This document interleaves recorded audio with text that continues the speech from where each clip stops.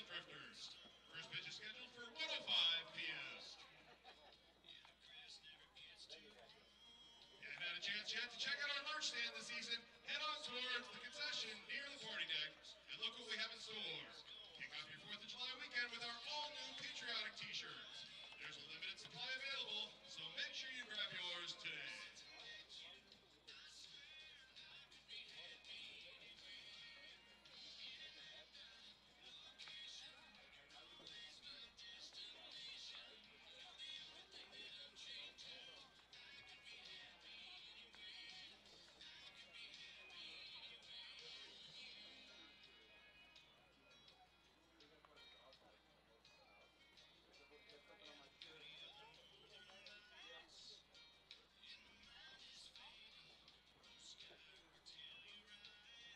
If you missed out on our first youth baseball camp, don't worry.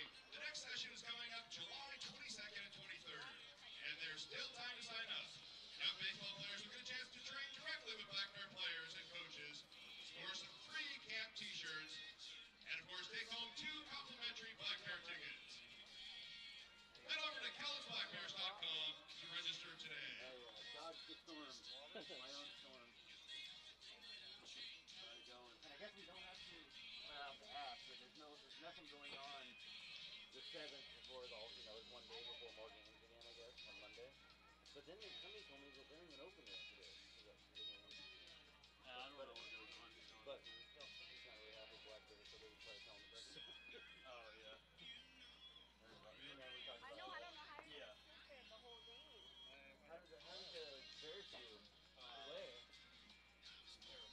I thought after that win that they were just going to keep on rolling and doing good. They lost it. Bad? They lost 16 yesterday. Yeah, I like the glasses up there. Those are nice. Those you? Huh? Those you glasses? I don't know who's those are. They've been there all season. And pregame's a great time to hit the concession stand. We have all your ballpark favorites over there: hot dogs, nachos, Ruby Chew ice cream, and of course, soft drinks by Pepsi. Get over there and get your goodies before we get started with this exciting matchup. You ever get a drink? You want a water? I'm good. I appreciate it, though.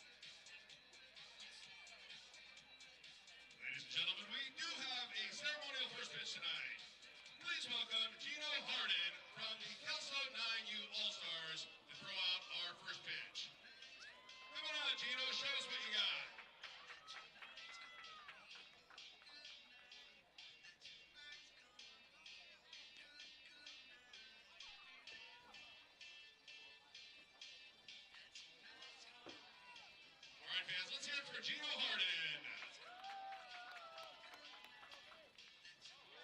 What a pitch! Let's get Gino a Blackberry uniform.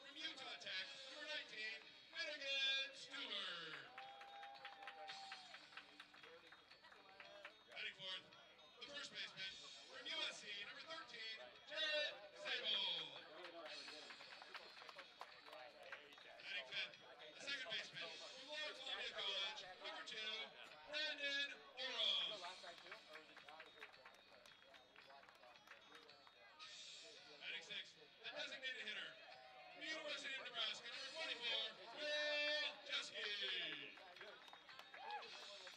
Batting seventh, the third baseman from UC Santa Barbara, number 17, Jack Meisner. Batting eighth, the catcher from Northwest Nassau, number 5, Walt Williams. Batting ninth, the shortstop from Pacific Lutheran University, number 6, Hayden Lundberg. Starting pitcher for the Blackhawks tonight is number 35 from Washington State University, Ryan Wall. And now, ladies and gentlemen, please rise. Gentlemen, remove your hats as we honor America with the singing of our national anthem.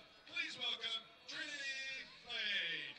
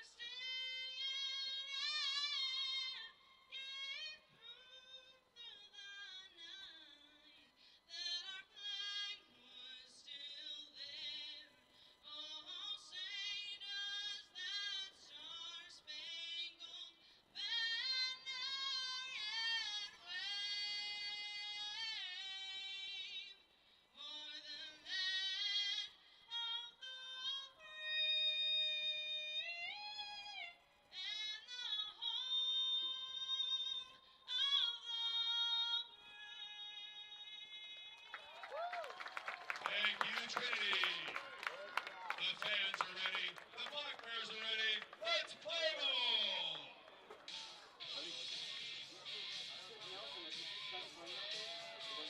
No, they use their host.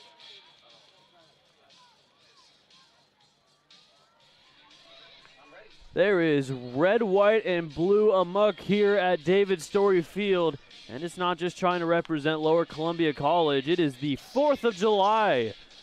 Happy 4th, everybody. It has been 249 years since our founding fathers signed the Declaration of Independence and made America what it is now today. Black Bears are coming off of a very disappointing performance against the Portland Pickles. Lost 10-0 in Game 2, 16-0 in Game 3, but they can put all that behind them with a win here. In Game 1 of this 3-game series between the Springfield Drifters and the Black Bears. Let's take a look at the lineup for the Springfield Drifters. Elliott Brown leads it off at shortstop. Cesar Chavez in center field batting second. Nolan Miller at first batting third. Isaiah Ibarra in right field batting fourth. DJ Lewis Jr. in left field batting fifth. Batting sixth, Jackson Went, the DH. Nick Jimeno batting seventh at third base. Caden Young batting eighth catching. And Austin Matranga is in the 9th spot for the Drifters. Starter for today for the Black Bears is Ryan Falk. Well, Ryan Falk has pitched against Springfield before, back when Black Bears won 2 of 3 at the Hamlin Sports Complex.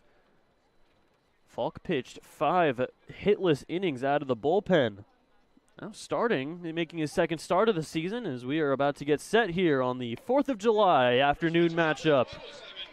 First pitch is in there for strike one at 1:07 Pacific Standard Time. The Drifters are coming off of a sweep at the hands of the Ridgefield Raptors. They ended up winning 11-9 yesterday as that one's fouled away. Meissner giving it a run, but it'll fall into the stands. Good crowd out here for the holiday. It'll be a 1:05 game today and Sunday. Tomorrow, 6:35, the normal start time, but it's kind of cool having 2 afternoon games. The last afternoon game that the Black Bears have had was back on June 1st against the Pickles here. First weekend series of the season. This is the second one, and getting a good crowd of red, white, and blue as that one is inside for ball one. Well, Elliott Brown didn't play against the Black Bears back on the 20th through the 22nd. He got here on the 28th. He's played in 9 games now. As that'll hit the zone for strike 3. Good start for Falk. 1 batter, 1 strikeout. And the first out here in the top of the first.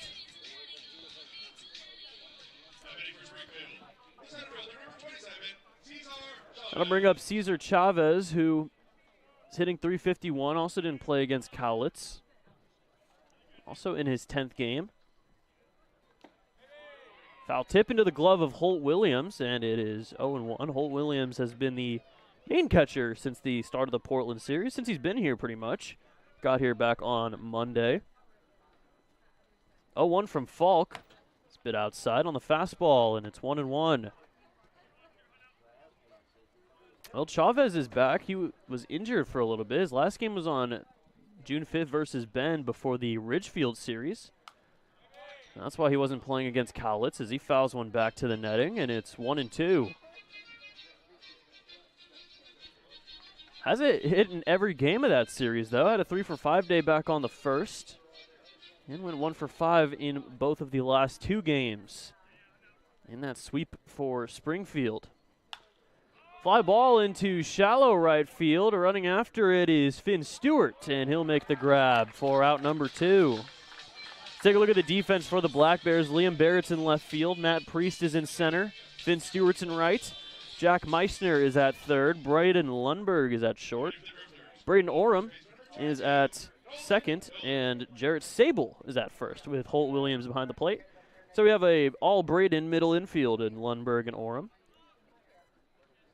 They are spelled differently, though. Lundberg is Braeden. Fouled back off himself, and it's 0-1. Orams is Brayden. Either way, still pronounced the same. Nolan Miller is up, ready to face the 0-1 against Falk, who's doing well so far. There's another one that'll hit the zone, and it's 0-2. Nolan Miller went 3 for 10 against Cowlitz at the Hamlin Sports Complex. Played all right. Is hitting at .319 so far this season. Fly ball into shallow left field, and under it is Liam Barrett. He'll make the grab for out number 3. Smooth sailing through 1 for Ryan Falk as he throws a scoreless 1-2-3 frame. It's to the bottom of the first, no score.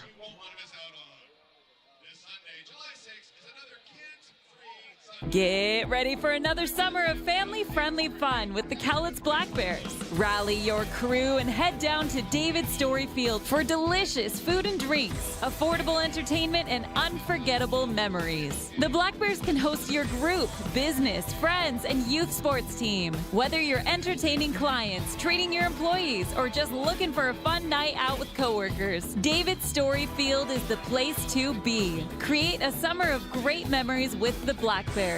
Book your group outing today at cowlitzblackbears.com.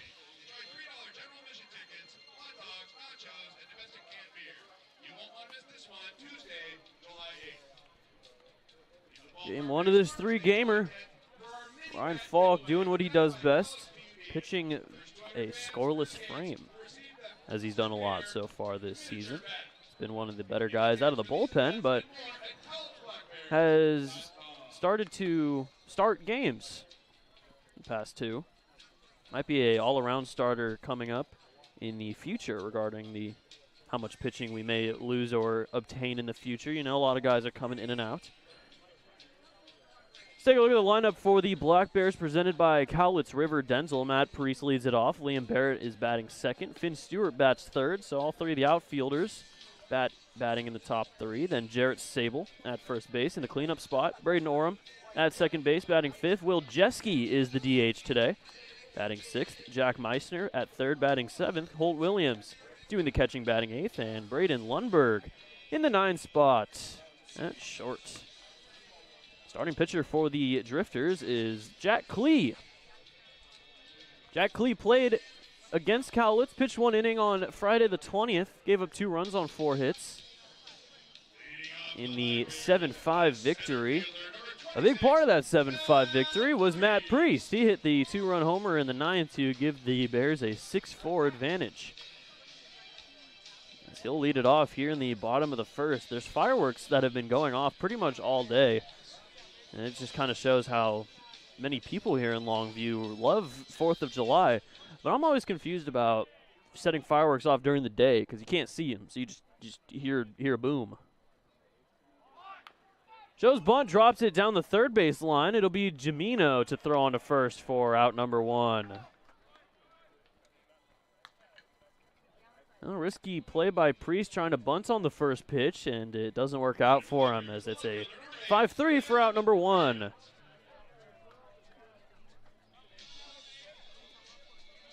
That'll bring up Liam Barrett to the first pitch bunt ground out. First pitch to Barrett's going to hit the zone for strike 1. Klee has a litany of pitches. Fastball, cutter, slider, sinker, changeup. He's got it all. That's what makes him so threatening on the mound. He's with Chemeketa Community College. So we'll be playing in his college stadium when they play the Marion Berries.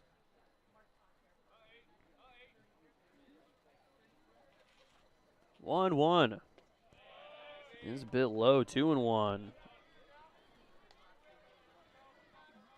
Oh, Liam Barrett, 4 for 19, came in as a pinch hitter yesterday.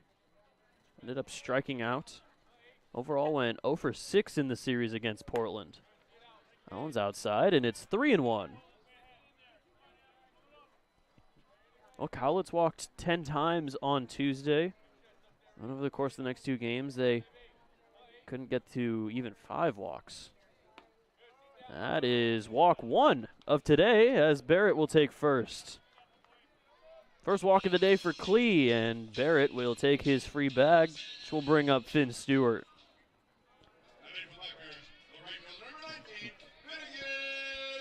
Oh, Finn Stewart still has the only home run by a Bear here at David Story Field. And one in the Port Angeles series. His only home run of the season. And that's driven in 14. He went 0 for 4 yesterday as that's chopped over to Jamino. He'll fake throw to second. On to first is not in time. So Jamino hesitated. He thought he could get the out at second, realized he couldn't, and by the time he threw it to first, it was too late. I'll call that an infield single for Finn Stewart. He's 1 for 1 on the day as Barrett will advance to second. Jarrett Sable's playing first today, which is a bit of a new revelation for him. He was practicing over at first in the Portland series. Didn't actually get into a game, though, at first. But today, it seems as though he's going to be trying it out. You see a lot of catchers play first. Joe Mauer played first at the end of his career. Wilson Contreras, 1-0. Is outside ball 2. Not saying that Jarrett Sable's at the end of his career, of course. If anything, it's just starting. But I'm just saying he's not the only catcher to, move to first. 2-0 from Klee now, and it's 2 on with 1 out here in the bottom of the first. Bit of a lead off of second from Barrett. 2-0 is going to miss for ball 3. So Klee could walk the bases loaded here if he doesn't stay careful. That's 7 walks on the year compared to 9 strikeouts. His 8th came to Liam Barrett. And his 9th will come to Jarrett Sable as he'll take ball 4. And everyone will advance 90 feet. The bases are loaded. And now Camden Oram, his first at-bat here at David Story Field in a game.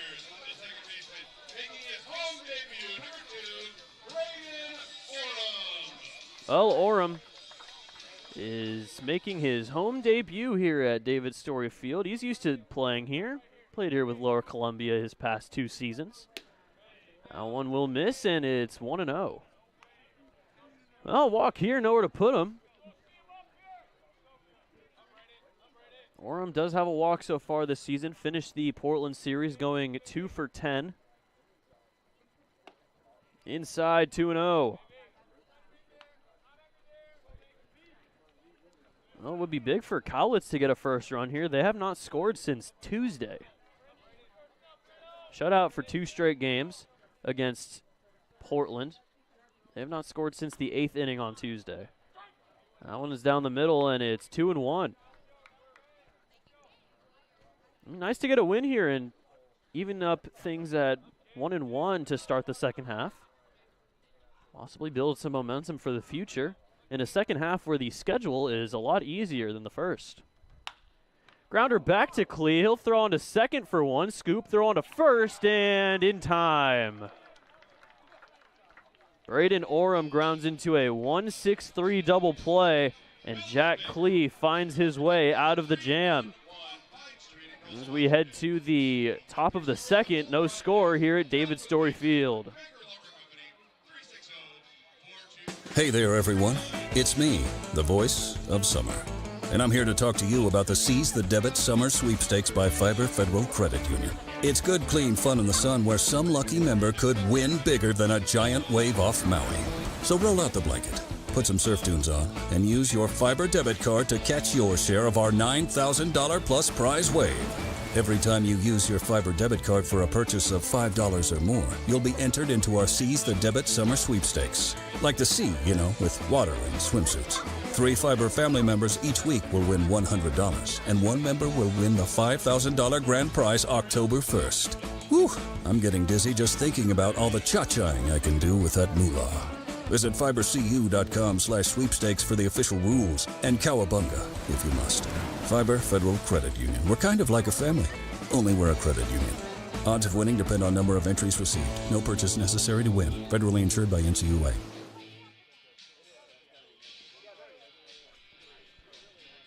Well, the Black Bears leave the bases loaded with 1 out and don't end up scoring a run. They got a hit from Finn Stewart and 2 walks, but the 1-6-3 double play from Braden Orem ended the threat in the bottom of the first, so we're still scoreless.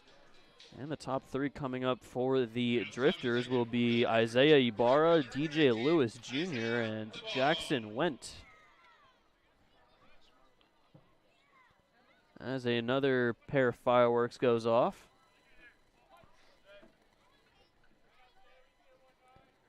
First pitch is a bit outside on the fastball for strike 1. A lot of fastball heavy pitches for Falk so far today. And he's been able to get the 1-2-3 in the first. As that'll hit the zone for strike 1 right down the middle. Well, Ibarra is committed to USC along with Sable, who's at first. They're both technically catchers listed on the roster, so they might be in a bit of a position battle when they head to USC. As the curveball misses inside for ball 2. Eli Barra had a good day yesterday. 2 for 2, 3 runs scored, a double, drove in a run, and walked 3 times. So he reached 5 times yesterday in the Springfield 11-9 victory.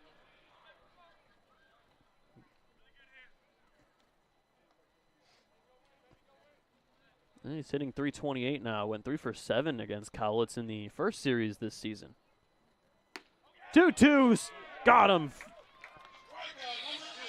Freezes Ibarra. That's 2 strikeouts now for Ryan Falk. He's now struck out the leadoff man in both innings. One out here in the second. That'll bring up DJ Lewis Jr.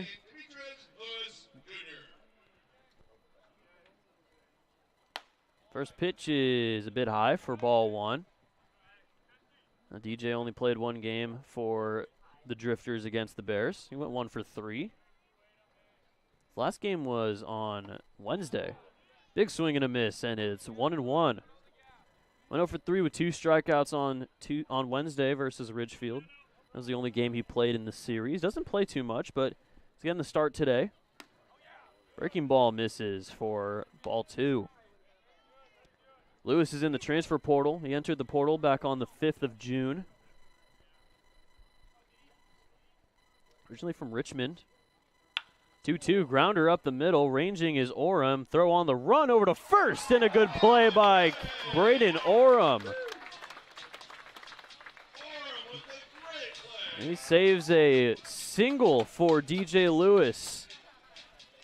Some good defense. The Black Bears have been playing good defense recently. They didn't have an error yesterday, and that good play by Orem today.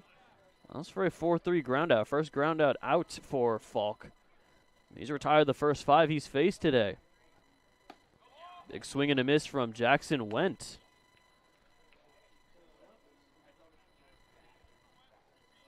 Went's a two-way guy, has only pitched 1 2/3 and is 4 for 17 in 6 games. Grounder, and it's bobbled at first by Sable.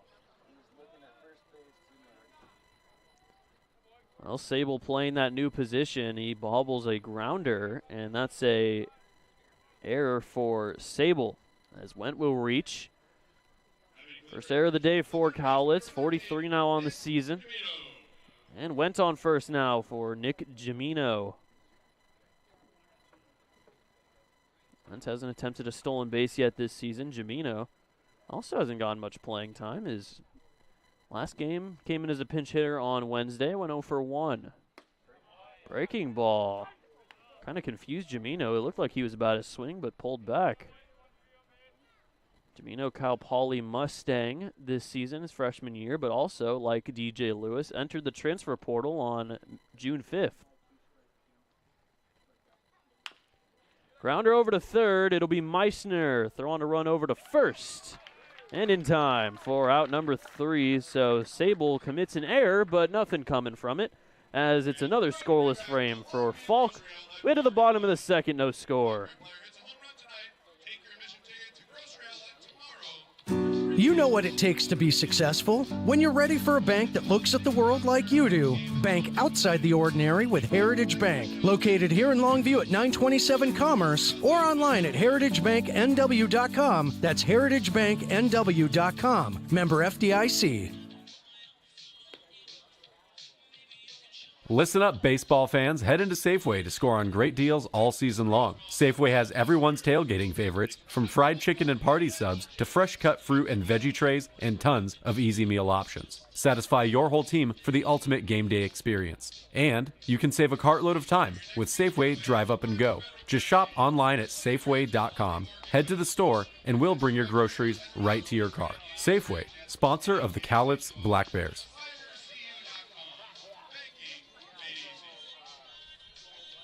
William Jeske leads off here in the bottom of the second. It'll be Will Meissner and Williams, the top 3 here in the bottom of the second. The Black Bears had the bases loaded and 1 out, and didn't end up scoring a run after 2 walks and a single by Klee. He's back out there for another inning.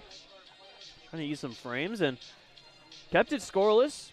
Let's see if he can do it here in the second inning. Black Bears already a run and an error on their docket so far. Jeske comes up, ready for his first at-bat. Didn't have the best series in Portland. Went 1 for 1 as a pinch hitter on Tuesday, but since then has gone 0 for 6. Currently hitting at a 10 for 48 this year, as the breaking ball will miss for ball 1.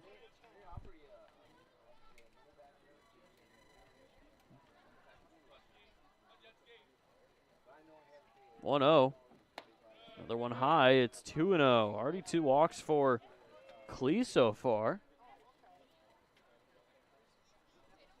He now has 9 on the year. His 10th game. There's one that's going to hit the zone on the inside half, and it's 2-1. Klee originally from Beaverton to Southridge High School. Graduated in 2024. Fly ball skied into foul ground. Running after it is Gimino, and he's going to make the grab for out number 1.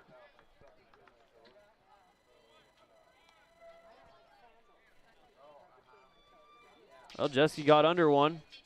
Into foul ground. Gimino didn't seem like he had a clear route on it, as he overran it a little bit, but was able to come back and make the grab for out number 1. That'll bring up Jack Meissner.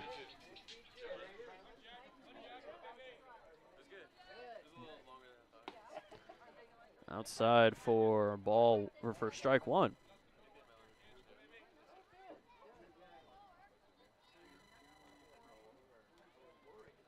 0-1 is fouled off to the opposite field over the stands and into the parking lot. And it's 0-2.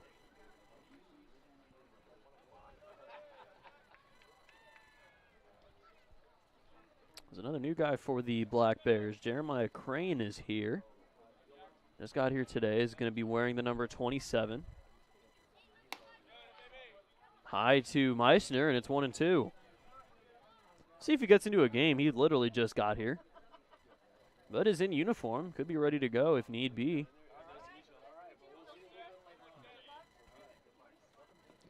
In the dirt, 2-2. Crane, another UCSB guy. There's now 4 guys who are gauchos on this team. Meissner, Aber, Barrett, and now Crane.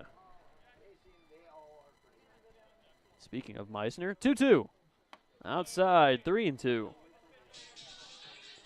Well, Meissner struggling to start the season, 1 for 16 in his 9th game. Currently hitting at a .063. Went 0 for 7 in Portland. 3-2 just misses outside, and that's ball 4. That's 3 walks now for Klee. 10 on the season for Jack, and it's man on first here with 1 out for Holt Williams. Well, Holt, just like Orem, is making his home debut here at David Story Field. Got here on Monday along with Orem, just in time for the game at Ridgefield in the Portland series. Meissner takes off on the first pitch, hit and run down the first base line, but foul.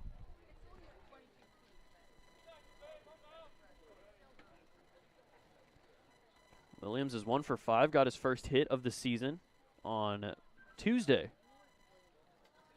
Didn't play yesterday, though, as JT Hardy was the main catcher for the Black Bears yesterday.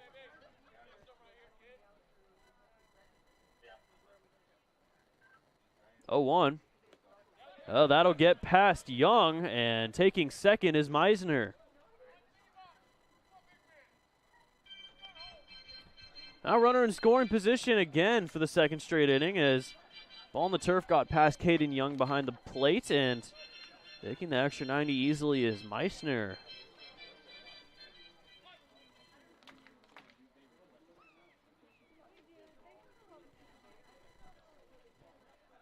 One. Bit inside, it's 2-1. Holt from Northwest Nazarene, redshirt freshman season this year. Redshirted last year for UC Irvine before transferring to Northwest Nazarene. 2-1. Fouled back to the screen, and it's 2-2. Well, after redshirting for UC Irvine, Holt went to the Alaskan League and played for the Alaska Gold Panners in 20 games. Hit a .276. 20 games in Alaska. Crazy that they have a league up there. 2-2 popped up into shallow right field. Heading after it is both Matrenga and Ibarra, and it'll drop in for a base hit. Lucky bloop single for Holt Williams, and runners are at the corners with 1 out.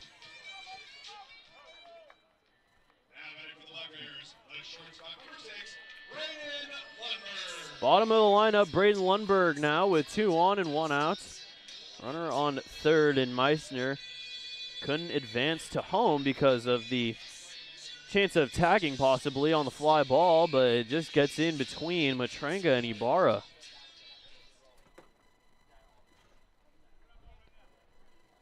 Lundberg trying to drive in a run, get the Bears up early after leaving the bases loaded with 1 out in the last inning. And it's down 0-1 already. Lundberg hasn't driven in a run yet this season. 2 for 20 in his 9th game. Overall 2 for 23 between his time here and with the Pickles. They're back to first, not in time. Top of the lineup and Matt Priest back up in the on-deck circle.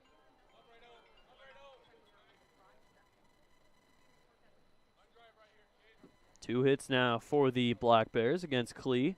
3 walks. 0-1. Shows bunt, pops it up, foul. It'll get over to the Black Bears dugout. And it's 0-2.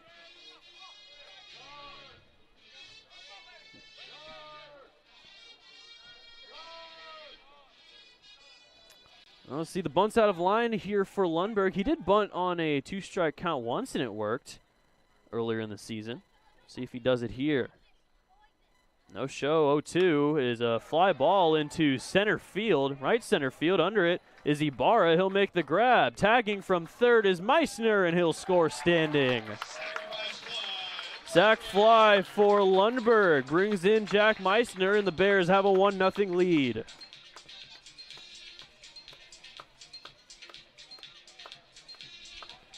So the 2 failed bunts leads to a fly ball. It gets deep enough to score Jack from third. Holt stays on first, and now Bears have a run in here in the bottom of the second. They lead it 1-0.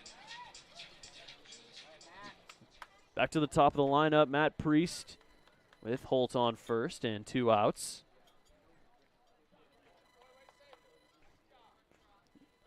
Throw back to first is not in time. Holt has not attempted a stolen base yet this season.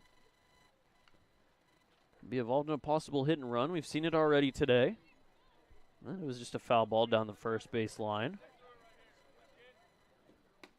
First pitch is going to hit the zone on the outside edge for strike 1.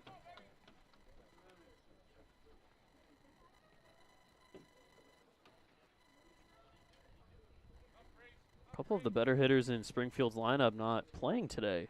Cooper Mullins, probably been their best hitter. He's out of the lineup. Jobber over to first. To throw on to second is going to get into left field.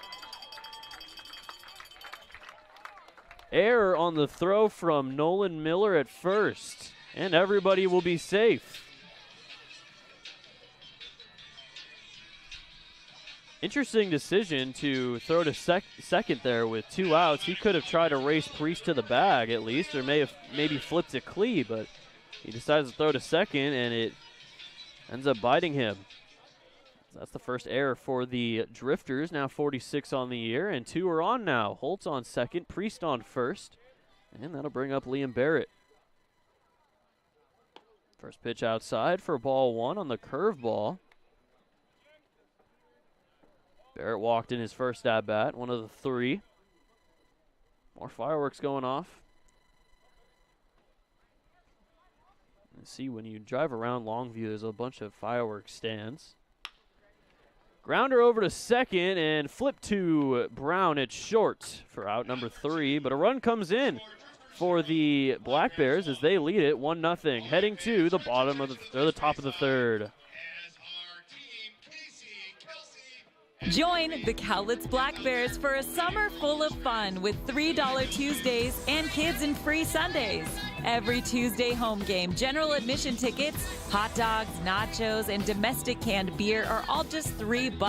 Plus, every Sunday, kids 12 and under get free admission when accompanied by an adult thanks to Peace Health and the Daily News. Don't miss out on affordable family fun every Tuesday and Sunday with the Cowlitz Black Bears. Get your tickets today at cowlitzblackbears.com.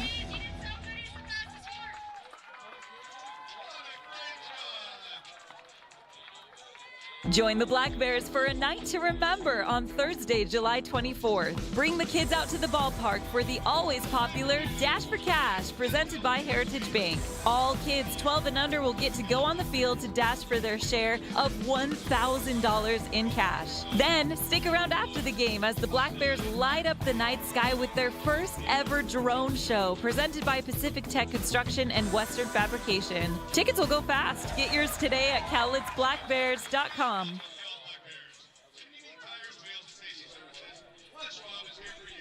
Bit of a chilly one today here on the 4th of July. 68 degrees right now at 1:37 p.m.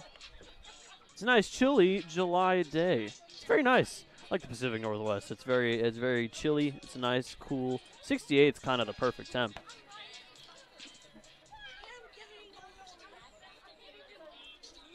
Well, Falk has been doing very well through 2 scoreless. The error by Sable, and not really his fault. But he was able to get Nick Jamino to ground out to third to end the second. Caden Young leads off the third. It'll be Young, Matranga, and Brown back to the top of the lineup, as that is high for ball 1. Black Bears' last win came last Tuesday against Port Angeles, the walk-off single from Jeske. Grounder over to short, ranging is Lundberg. Throw on to first is dropped by Sable.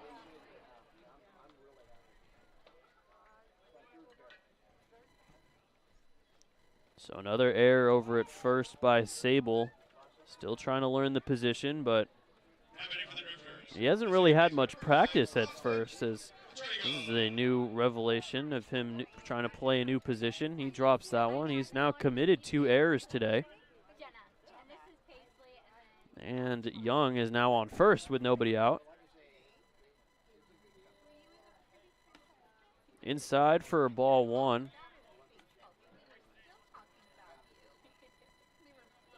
Well, Matranga 2 for 25. This is only his 8th game, but he played in all 3 games against Cowlitz. Went 0 for 5. Struck out 5 times. Grounder over to second. No throw to second. Throw on to first, though, is in time by Orem to Sable, and that's out number 1. And taking second is Caden Young. That was too slow for them to get the play out, and the leadoff man at second, but able to get 1 as we're back to the top of the lineup for the Drifters. Elliott Brown. Brown, Miller, and Matranga are the only 3 lefties in the lineup for the Drifters here in game 1. Elliott Brown from Lane Community College, sophomore year in the NWAC, but now looking for a 4-year school. First pitch is going to hit the zone for strike 1. Both of his seasons at Lane, he was first team all NWAC South Division. Played for the Ridgefield Raptors last season in 3 games. None of those games were against the Bears. He went 1 for 9 in those 3. Fly ball into right field. Ranging is Finn Stewart. He'll make the grab. Tagging from second is Caden Young. And no throw, as Caden Young had a bit of an awkward dive into third, but he's fine. He advances 90 feet, but 2 outs.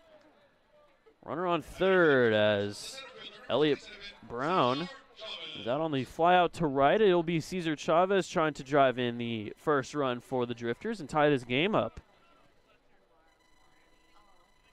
Chavez has a fly out to right himself.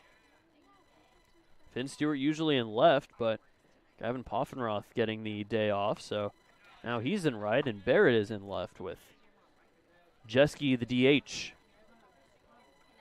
0-1 as that one was fouled off. Cesar Chavez from Cal State LA, redshirt sophomore year this season. Had a good season, hit 339 in 49 games. 0-1 is hit into center field, and that'll drop in for a base hit. Scoring is Young, and the Drifters have tied things up at 1 here in the top of the third. RBI single for Cesar Chavez.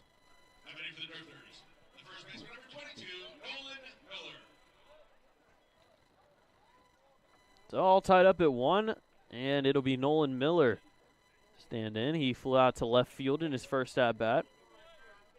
That's the go-ahead run on first now in Chavez. That was a hit in 9 of 10, as that's into left field, and it'll drop in for a base hit.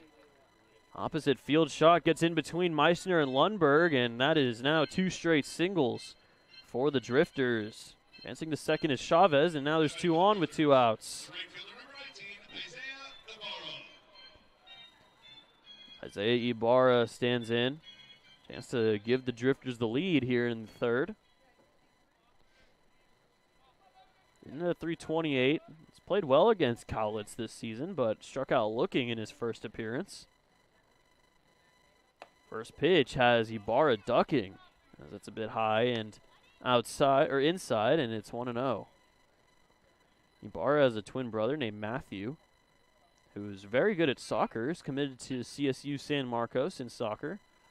The same high school. He won a CIF tournament at Bishop Amat. As that'll hit the zone for strike one.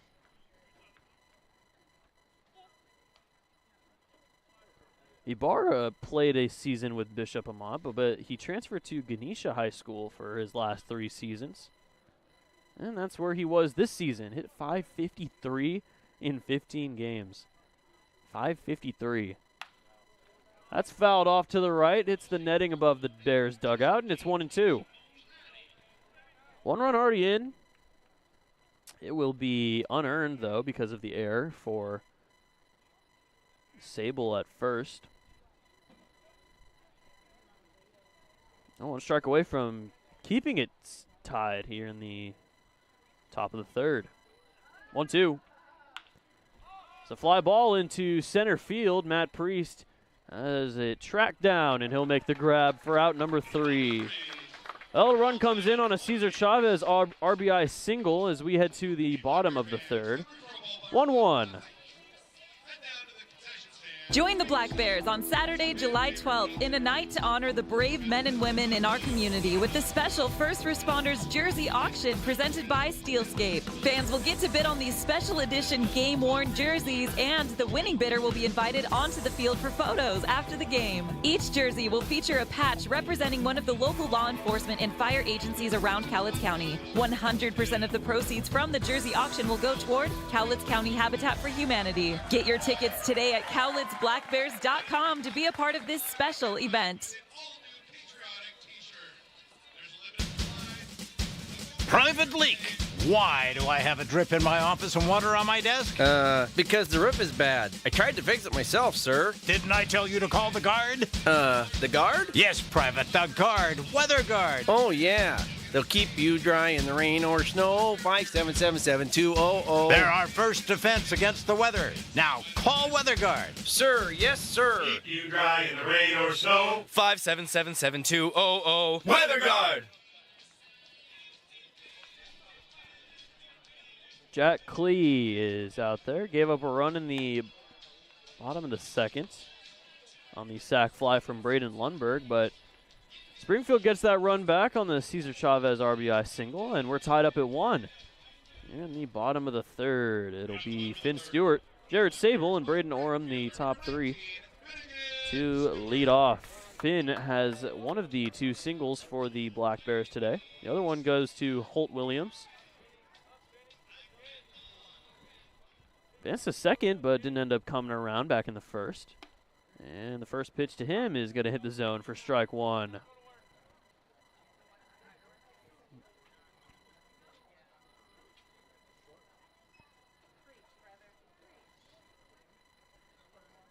Jack Cleese walked 3 so far today, and now Finn Stewart is 2 for 2. Seeing the ball well, Finn, as he is now 2 for 2. Went 1 for 7. He already has more hits this series than he did in Portland, and it only took him 2 at-bats. Leadoff man has reached for the first time today, and that'll bring up Jared Sable. Jared Sable not having the best day defensively, but walked so far as he takes outside for ball 1. He went 2 for 6 in the first series against the Drifters. Hit a solo home run, his only home run of the season, on game 1 of the doubleheader to give the Black Bears the 4-3 lead, and ended up winning by that score. Fly ball, foul ground, making a run after it is Jamino, but it will get out of play. 3 hits now for the Bears. 2 of them belong to Finn Stewart. It'll be Sable, then Orem.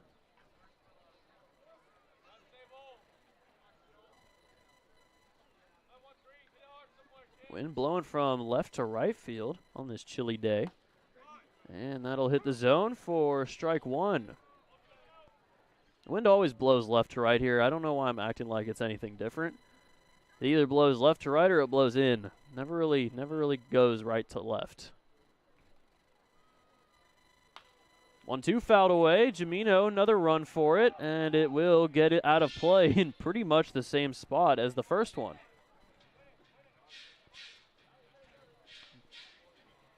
So the Drifters didn't actually have to drive that far to get here, as their series was in Ridgefield.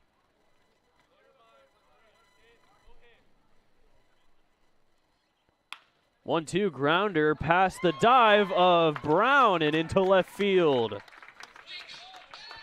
Back-to-back singles to start off the third, and the Black Bears are threatening yet again. Stewart and Sable have combined to go 3 for 3 with a walk so far today.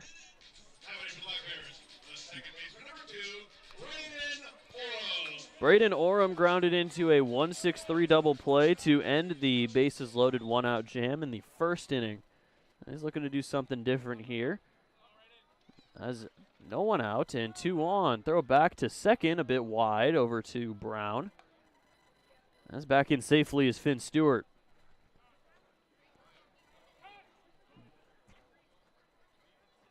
Time is called as shoe tying will be done over at first by Mr. Sable.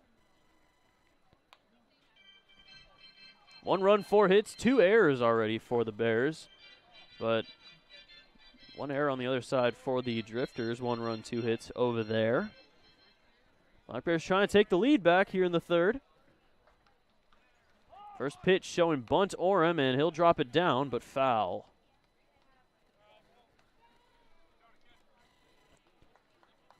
Oh, crashing in heavily was Nolan Miller over at first. Staying back at third was Jamino.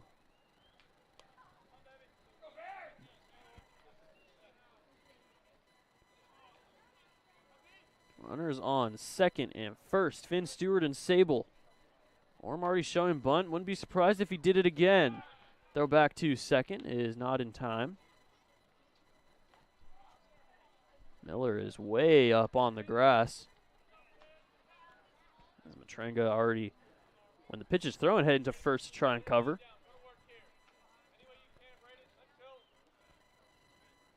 Shows bunt again. And he'll pop it up to the screen, and it's 0-2. So we'll see if he bunts this time here, 0-2. Hits the foul off, it'll be strike 3. And the first strikeout for Klee. He doesn't have one yet today. He has 9 strikeouts on the year, now has 6 earned runs after that one came in the second inning. And he will show bunt 0-2. Pulls it back, though, and it's called ball 1. So big risk for Oram here, but really trying to advance those runners 90 feet, get into scoring position. Well, Jeske definitely has the power to hit something into the outfield. That is strike 3 on the inside corner. Good breaking ball for Jack Klee. He's got his first K of the day, and Oram goes down looking. 1 out now in the third. That'll bring up Will Jeske. Well, Jeske popped out in foul territory over to Jamino at third. That's 2 on with 1 out now after the strikeout looking. Chopper over to Jamino. That's going to land in fair ground. Throw on to first is not in time. And Will Jeske has an infield single.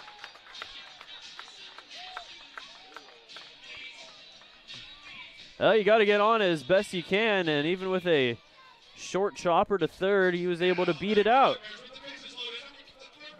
Jack Meissner now has the bases loaded and 1 out. The Bears have the bases loaded and 1 out for the second time today.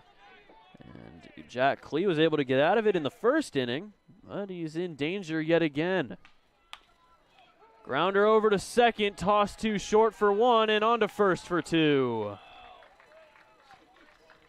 And it's another double play, a 4-6-3 gets Klee out of the jam again. And it's still 1-1 heading to the top of the fourth.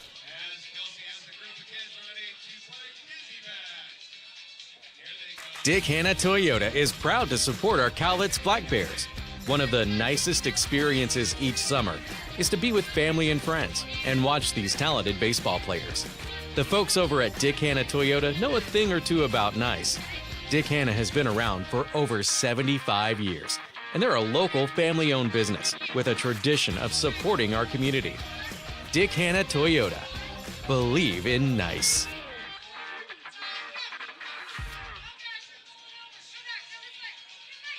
Get ready for another summer of family-friendly fun with the Cowlitz Black Bears. Rally your crew and head down to David Story Field for delicious food and drinks, affordable entertainment, and unforgettable memories. The Black Bears can host your group, business, friends, and youth sports team. Whether you're entertaining clients, treating your employees, or just looking for a fun night out with coworkers, David Story Field is the place to be. Create a summer of great memories with the Black Bears. Book your group outing today at cowlitzblackbears.com. A little bit of a frustrating past few days for the Black Bears offense. Past couple days they weren't able to get hits, and now they're able to get hits. They have 5 of them today, but they can't bring any of them around except for the one, as they've left the bases loaded with 1 out now twice in 3 innings without scoring. DJ Lewis Jr., Jackson Wendt, Nick Jamino, the top 3 in the top of the 4th, as Falk is pitching pretty well. He's given up the 1 run, but that one was unearned, and he's only given up 2 hits. He's playing good, playing up against DJ Lewis Jr. here in his second at-bat. And the curveball is going to hit the zone for strike 1. Lewis grounded out to Orem at second in his first at-bat. Grounder over to short. Lundberg will scoop it up. Toss on to first for out number 1. Sable over at first. He kind of squeezed it with 2 hands just to make sure he didn't drop it, as he did last inning. Oh, he's still getting used to playing over at first. Jackson Wendt now, stands in. Reached on an error. Fly out over to second, and Orem is right there. Didn't have to move. He just had to bend down in order to reach that one. And on the first pitch, Wentz out on a liner to second base. That'll bring up Nick Jamino. Grounded out to third in his first at-bat.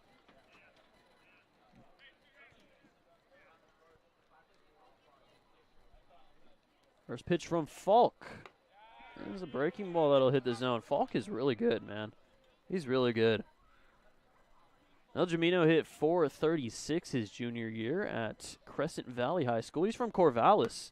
I'm surprised he's not playing for the Knights. I feel like the Knights get a lot of Oregon State and Corvallis guys. That one's outside for ball 1. 1-1 pitch. Another strike on the inside half for strike 2. Well, Jamino hit .409 his senior season in 30 games. Made the All-State team. 1-2. Outside, it's 2-2.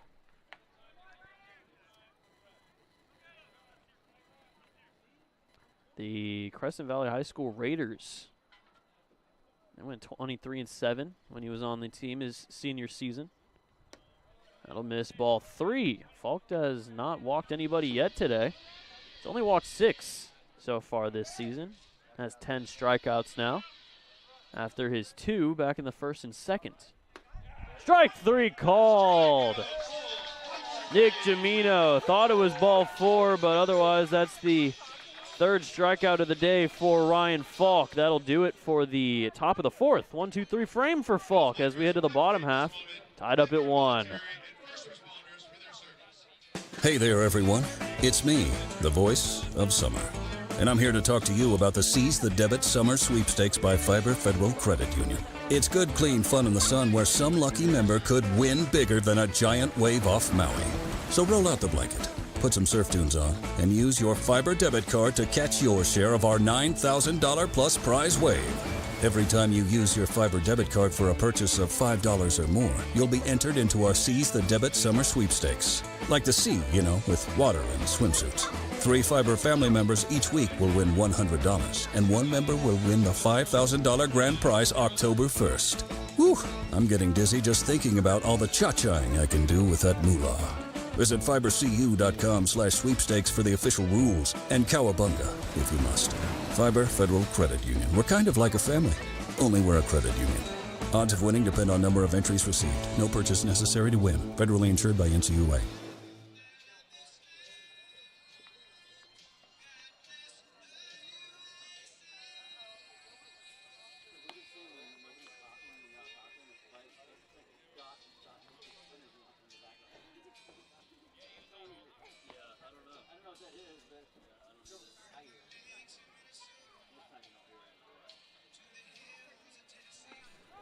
Bottom four as Ryan Falk is pitching very well. Must be a day that ends in Y. Last outing was against Corvallis. 4 innings, 2 earned runs. That's the most earned runs he's given up in an outing. There's only 1 run, no earned today in 4 frames. Holt, Braden, Matt, top of the lineup, top 3 here in the bottom of the 4th.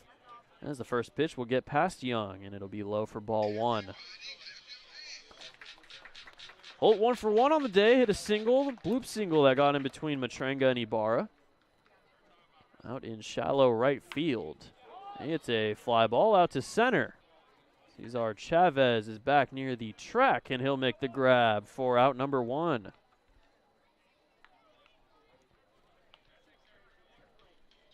That'll bring up Lundberg. Has driven in the only run for the Bears so far, as his sac fly drove in Jack Meissner from third. First RBI of the season for Lundberg. Glee's first offering is just low for ball 1. Lundberg, one of the 3 guys on the Bears from Pacific Lutheran. 1-0 is outside, 2-0. Played for the Everett Merchants of the Pacific International League. Has been with Pacific Lutheran all 3 seasons through his senior year. There's one that hits the zone right down the middle for strike 1. Well, the Black Bears wearing the all-cream unis so far today. They are 1-3 in the uniforms as that's ripped into left field. That'll drop in for a base hit. Braden Lundberg has himself a single. He's been good offensively so far. An RBI and a base hit. Now 3 for 21 on the season. First hit since Tuesday at Portland.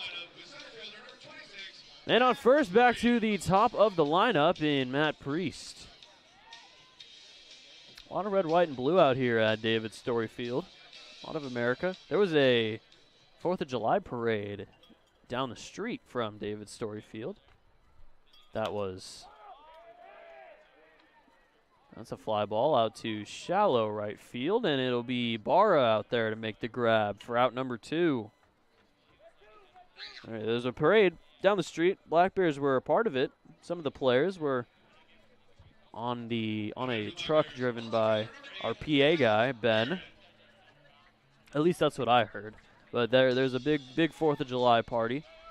That was probably going to be a party after the game. But for now, Liam Barrett, first pitch from Klee is inside. And it's 1-0.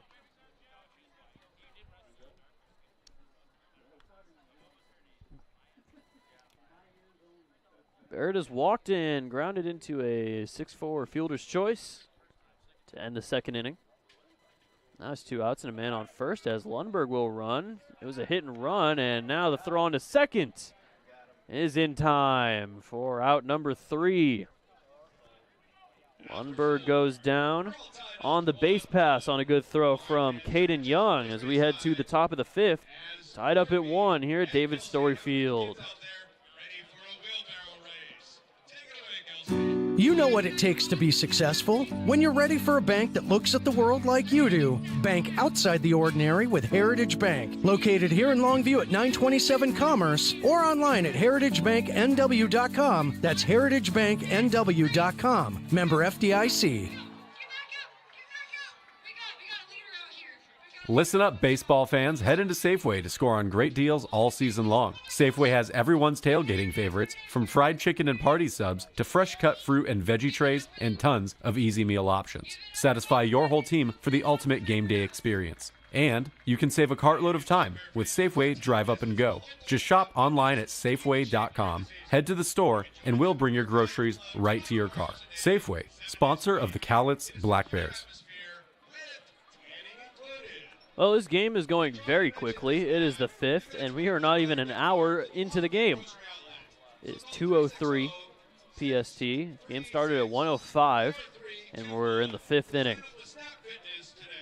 So it's been a very quick one. It'll be Caden Young, Matrenga, and then Elliott Brown back at the top of the lineup.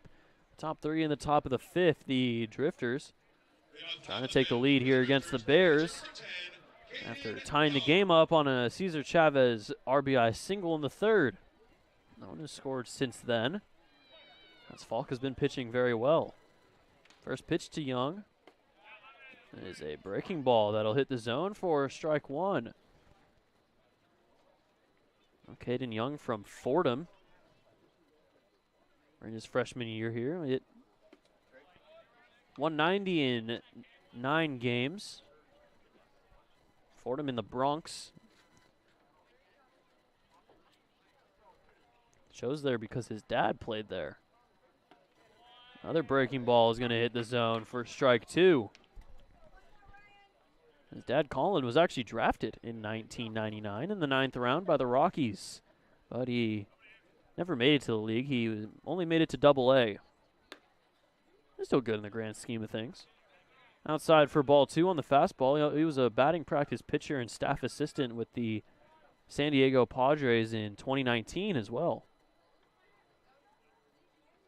2-2, a bit low, and it's 3-2.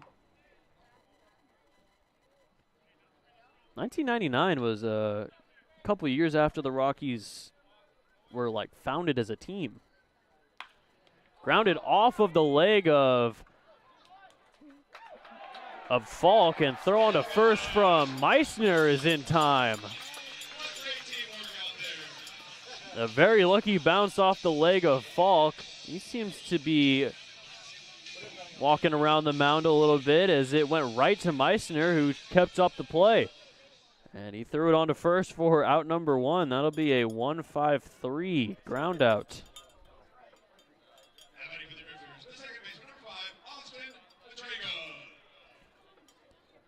Well, everything's going Falk's way today. Even the ground out that hits off his leg was able to be caught by Meissner for out number 1. Right to the bottom of the lineup, Matrenga grounded out to second in his first at bat. And he'll take strike 1. Matrenga's dad also got drafted, but made the majors. Played in 7 games in the MLB with the Astros and the Angels. As that'll hit the zone for strike 2. His only MLB career homer, David Matrenga, was in his first MLB at-bat with the Astros. That one's high for ball 1. There's a very rare group of guys that have homered on their first at-bat, and David Matrenga can say he was one of them. It was his only MLB home run. Swung on and missed, strike 3. 4 strikeouts for Ryan Falk, and he gets Matrenga swinging for out number 2. I wonder how many innings Falk is going to get here. He's pitching very well, and it's a very fast game. Trey LeGrone is in the bullpen for the Drifters. So might see a lefty for next inning. Top of the lineup in Elliott Brown, flies one out to center. A diving stop by Priest, but it gets past him. Oh, one thing about Priest, he's going to give it his all, as he went all out to try and get that one, but it just drops in for a base hit for Elliott Brown.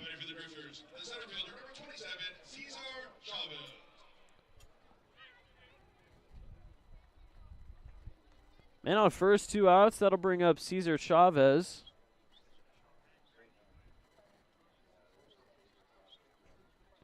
Has driven in the only run for the Drifters today with an RBI single. Throw back to first, not in time.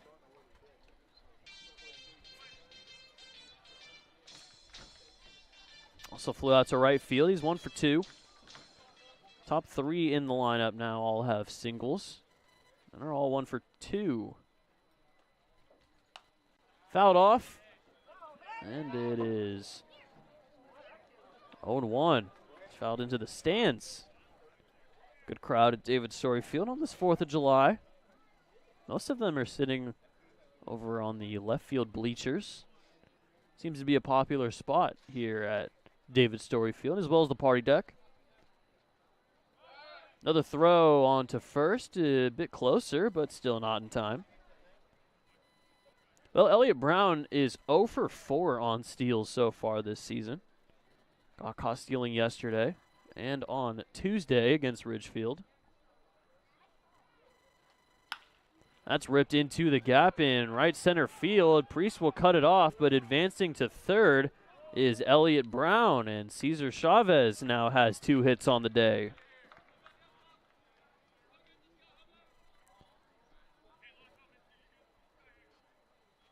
Well, Chavez having a good game, 2 for 3 so far, and Nolan Miller is going to try and give the Drifters the lead. He already has a single today and now has runners at the corners with 2 outs. Nobody warming in the bullpen for the Bears. Trailer Grown seems to have stopped warming in the bullpen as well for the Drifters. See if I get somebody warming. More fireworks are going off. It's 2 o'clock. First pitch to Miller. Runner goes. Throw on to second is going to get into center field. Running from third is Brown. Throw on to home is going to get past Williams. And advancing to third is Chavez. The Drifters have taken a 2-1 lead on a very sloppy play from, well, pretty much everybody involved.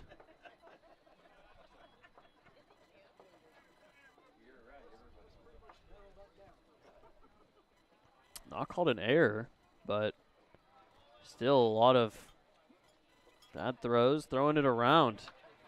And it allows a run to score, and now Chavez looking to get some insurance. He's on third now with 2 outs. And now a 1-1 from Falk to Miller.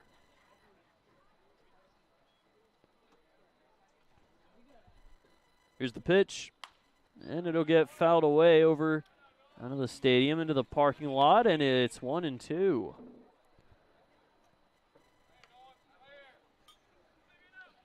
So Falk, 2 runs, neither of which have really been his fault. He's been pitching well. His defense has kind of let him down a bit in this one. 1-2 way high and outside. Holt was able to reach out and grab it. 6'4" catching behind the plate. Yeah, so not much he can't reach out and grab.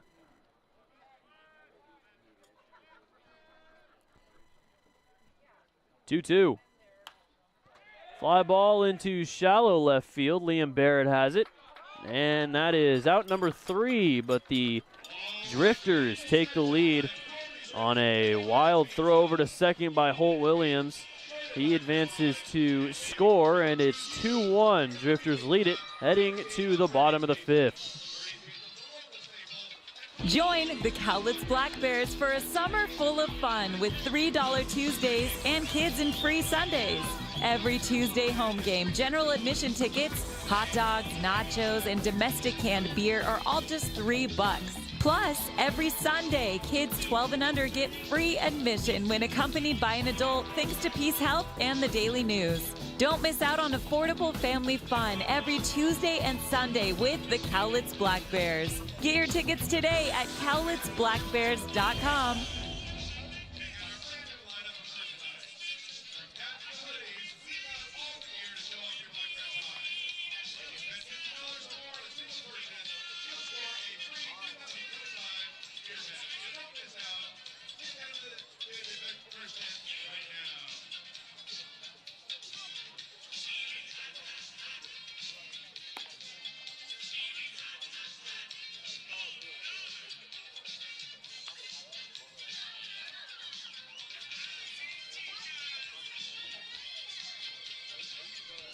Jack Cleese out of the game, finishes with 4 innings, 6 hits, 1 earned run, 3 walks, and a strikeout. is in line for the victory as the Drifters have taken a 2-1 lead. Both of those throws from Holt and Orem are going to be counted as errors, so now the Bears have 4 errors on the day, and we're only halfway through the game. 46 now on the season for Cowlitz. It'll be Barrett, Stewart, and Sable, 2 lefties in the first 3 to face off against the new pitcher who's a lefty, Trey LeGrone. LeGrone a 7.14 ERA and 11 1/3 in his 11th game so far.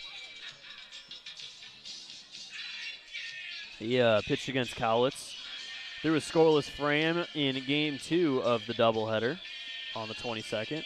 Struck 1 out, walked 1, and is trying to maybe get up some long relief innings after Jack Klee escapes a couple of jams against the Bears and have somehow only kept them to 1 run through 4. Liam Barrett leads it off after caught stealing from Lundberg while he was up. Back out here to lead off the bottom of the 5th. First pitch is away for ball 1. Well, LeGrone is in the transfer portal, just like DJ Lewis, his UNLV teammate. Entered the portal on June the 3rd. As he steps off.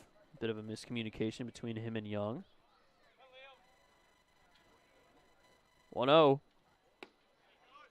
Is going to miss a bit low for ball 2. Well, LeGrone is 6'4". Born in Vegas, grew up in Reno, went to Robert McQueen High School. He's the #1 lefty in Nevada according to Perfect Games rankings. So that one's high for ball 3. Good 2-sport athlete, played center back, wide receiver, and quarterback for 3 years in high school at Robert McQueen. He's also in a very good sports family. And that is ball 4. Liam Barrett keeps on walking. He walked 4 times in the Portland series back on Tuesday. And now he's already walked twice today. Leadoff man now has reached with nobody out for Finn Stewart. Finn Stewart 2 for 2 on the day, has 2 singles.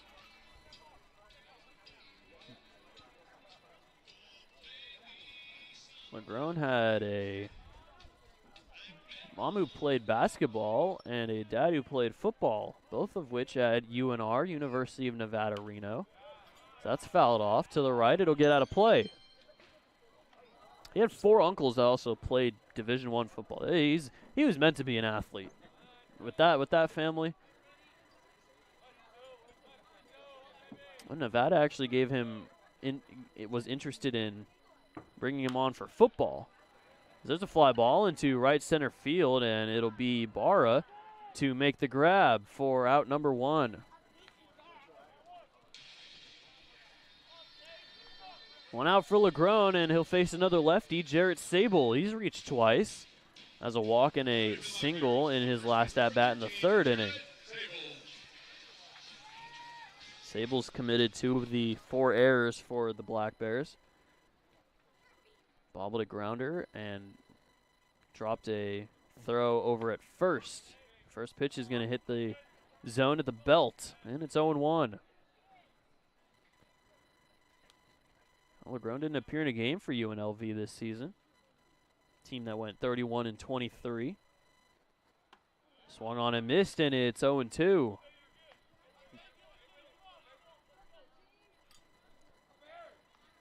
Barrett the runner on first. 1 out, bottom 5. The Drifters have a 2-1 lead. Fireworks going off yet again. And that'll hit the zone for strike 3. Jarrett Sable goes down on 3 pitches. First strikeout of the day for Trey LeGrone. And now 2 outs. That'll bring up Braden Orem.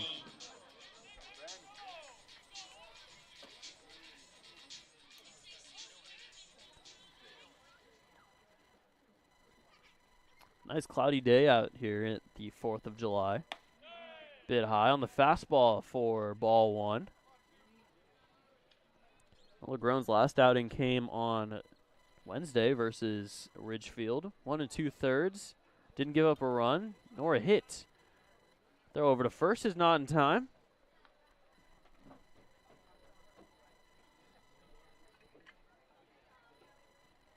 Hasn't given up an earned run since Ridgefield on the 24th in their first series against one another. Fly ball into left field. It'll be DJ Lewis going back and then running in, and he drops it. Rounding third is Liam Barrett, and he'll score. DJ Lewis went back on the ball, realized it was so far in front of him and wasn't able to catch up with it. Running all the way was Barrett. And it'll be called a double for Braden Oram.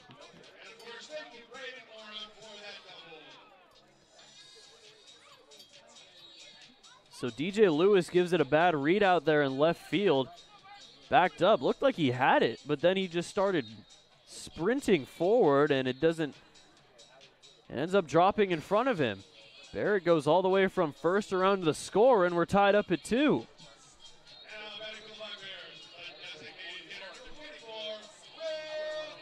Well, that's Oram's first extra base hit, and a very interesting way to get it.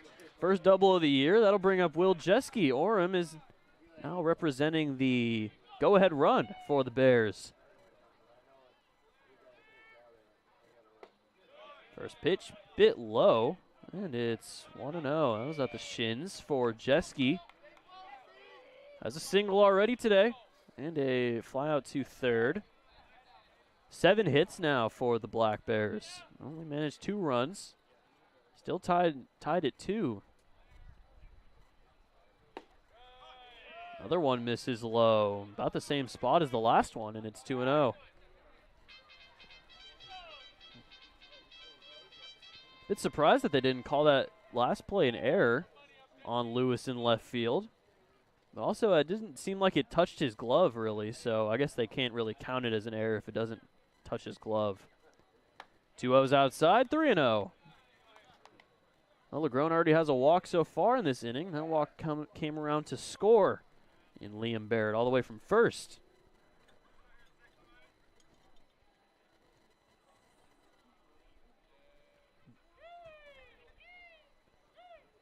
Good hitters count for Jeske. LeGrone now throws it back. Well, fakes a throw back. Steps off. Orem a decent lead off a second. Still 3-0 to Jeske with Jack Meissner on deck. That run will be earned for LeGrone, so that's his first earned run since the Ridgefield game on the 24th. 3-0. Is right down the middle for strike 1.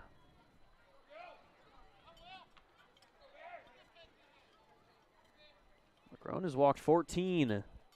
Now 15 after the walk to Liam Barrett. He'll face the third lefty in the lineup on deck if Jeske gets on here. Fly ball will get out of play, foul off to the right side. And it's 3-2. As more fireworks are off. Somebody warming up in the bullpen for the Drifters. I have to see who that is. Also somebody in the bullpen for the Black Bears. It's going to be Chris Moreno. 3-2. That is high, ball 4. Good at bat from Will Jeske. He takes the walk. Second walk of the inning for Trey LeGrone. And now with 2 on and 2 outs, it'll be Jack Meissner step in to try and give the Black Bears the lead for the first time since the bottom of the second inning.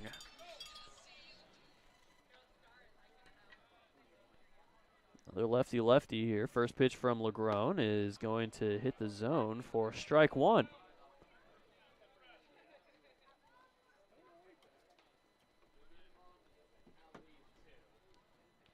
Oh, the guy in the bullpen for the Drifters is Blake Stavros.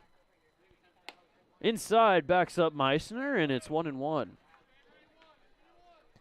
Orem on second after his interesting double. Jeske on first after the walk. 5 walks now for Drifters pitching. As there's going to be a meeting at the mound between LeGrone and the shortstop Elliott Brown. Lee Brown's having a decent game offensively. Hasn't really gotten much hit to him so far today. He's mostly been involved in double plays. 2 of them to be exact. 2 of them to end innings to be even more exact. 2 of them to end innings with the bases loaded and 1 out to be even more exact. Swung on and missed, and it's 1-2.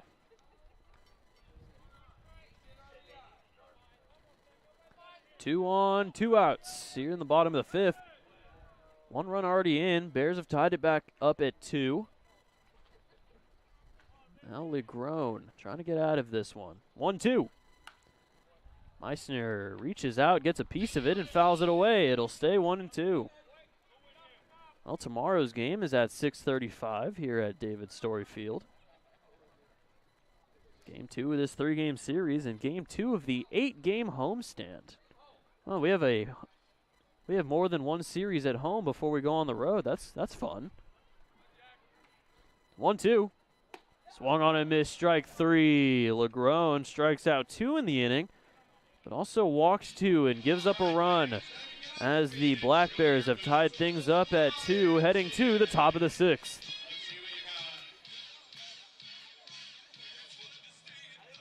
Join the Black Bears for a night to remember on Thursday, July 24th. Bring the kids out to the ballpark for the always popular Dash for Cash presented by Heritage Bank. All kids 12 and under will get to go on the field to dash for their share of $1,000 in cash. Then stick around after the game as the Black Bears light up the night sky with their first ever drone show presented by Pacific Tech Construction and Western Fabrication. Tickets will go fast. Get yours today at CowlitzBlackBears.com.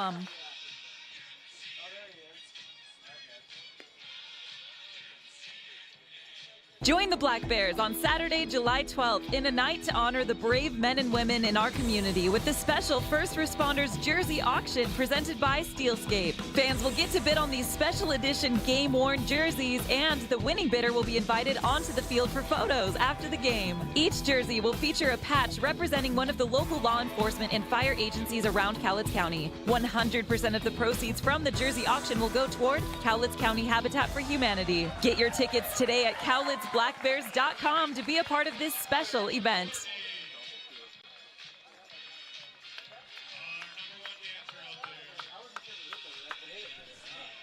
Top of the 6th, Ryan Falk is back out there for the 6th inning. This is the first time he's pitched 6, or more than 5, if he's able to get an out here.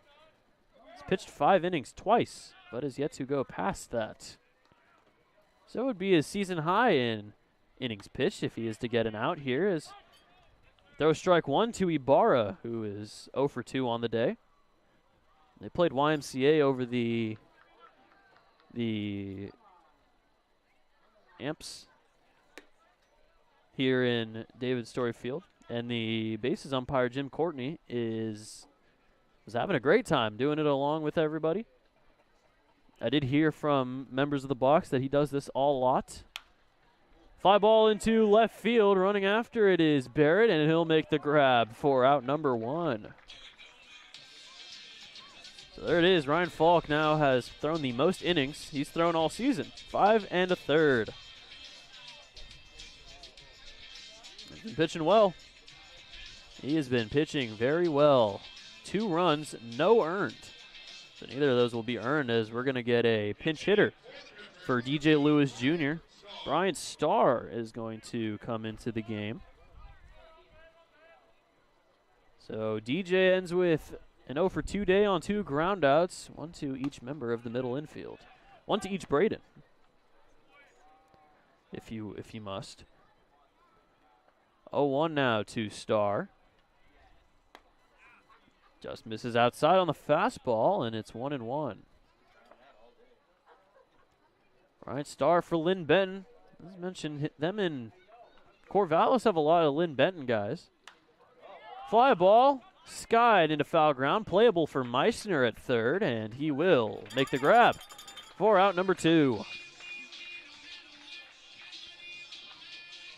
So Starr's out on his first at-bat as a pinch hitter, and that'll bring up Jackson Went, who I haven't really gotten to talk about much because he keeps hitting the ball on the first pitch. But Jackson Went was originally with Bend, the Bend Elks, for a couple games before heading to Springfield. Swings at the first pitch again and fouls it away. Went is a big dude, 6'5", 245. He's a big guy. And he played for Rocky Mountain High School, originally from Meridian, Idaho, but is committed to Seattle U for his first college season. Another swing, but another foul off to the right side, and it's 0-2. Hit 361 this year for Rocky Mountain in 28 games, but so far is 4 for 17 in 6, and is 0 for 2 today after lining out to second and reaching on an error. Outside, 1-0. 1-2. 1-0.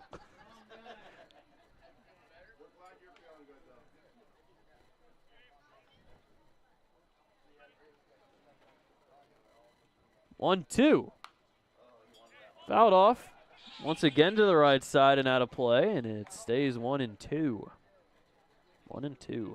Was the number 1 first baseman in Idaho, according to Perfect Games rankings. Number 2 first baseman in Idaho, according to Baseball Northwest rankings. I wonder what's the difference between those two in their ranking systems. Blooped into shallow right field, and Jarrett Sable will run it down for out number 3. So 1-2-3 frame. Falk now has thrown 6 innings. And he's been doing very good today. We head to the bottom half of the 6th, 2-2. Private leak. Why do I have a drip in my office and water on my desk? Because the roof is bad. I tried to fix it myself, sir. Didn't I tell you to call the guard? The guard? Yes, Private, the guard. Weather guard. Oh, yeah. They'll keep you dry in the rain or snow. 577-7200. They're our first defense against the weather. Now, call Weather Guard. Sir, yes, sir. Keep you dry in the rain or snow. 577-7200. Weather Guard.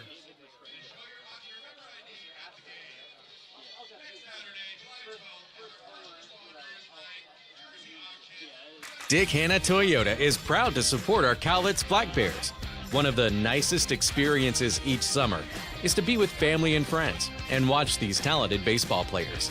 The folks over at Dick Hanna Toyota know a thing or two about nice. Dick Hanna has been around for over 75 years, and they're a local family-owned business with a tradition of supporting our community. Dick Hanna Toyota. Believe in nice.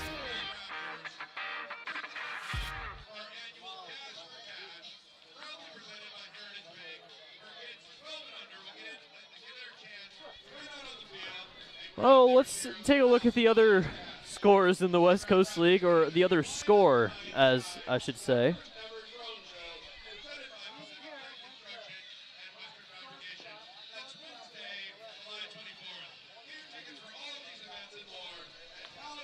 There's one other game going on. The Portland Pickles and the Marion Berries. Marion's up 4-3 in the top of the 6th. Both these games are in the top of the 6th. Well, actually, that's not true. This is in the bottom of the 6th. New pitcher, though, for the Springfield Drifters is going to be Blake Stavros.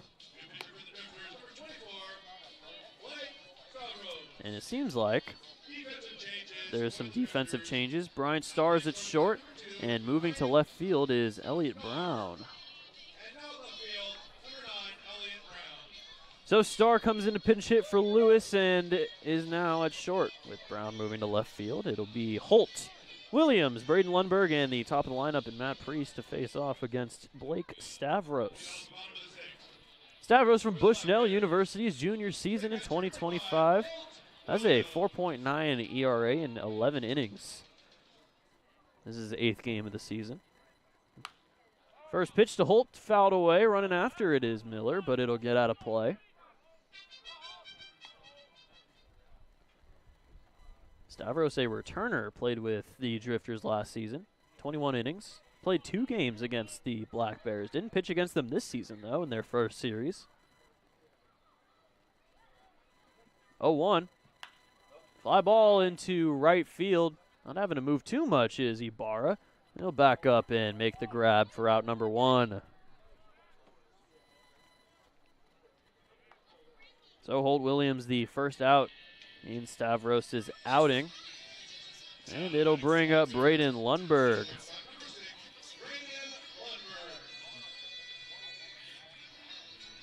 Lundberg is 1 for 1.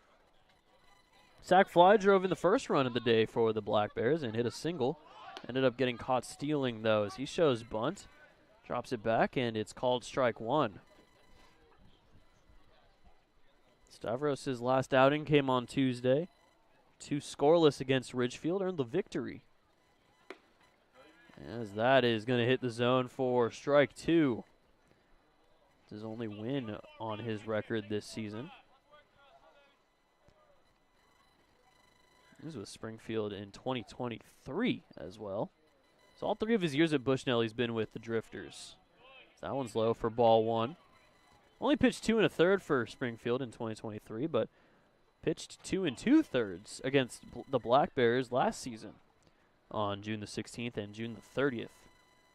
Gave up 3 earned runs, 4 hits, 3 walks, and 2 strikeouts. Lundberg gets a piece of it and fouls it back to the board. And it stays at 1-2. Well, Stavros has been staying in the Eugene area. He was originally from there. As more fireworks are going off. I don't know if you're able to hear them. They are going crazy.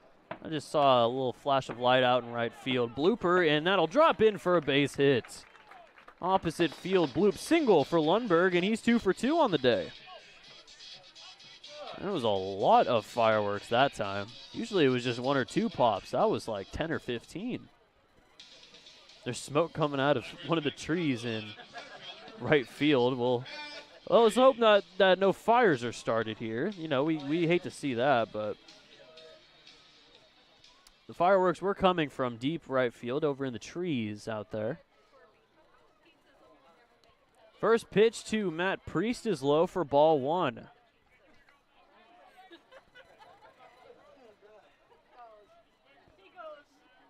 Priest is 0 for 3. Ground out to third, fly out to right, and reached on an error by the first baseman Nolan Miller, who's covering Lundberg on first after his single. Curveball misses low for ball 2. Stavros only had a 5.9. It's kind of crazy the differences in heights you see on a given team. You go from a 6'4" lefty to a 5'9" righty. Big swing and a miss. Back pick to first and not in time. That was a close play over between Miller and Lundberg, as it was a very aggressive hack for Priest, and he misses on it. So it's 2-1.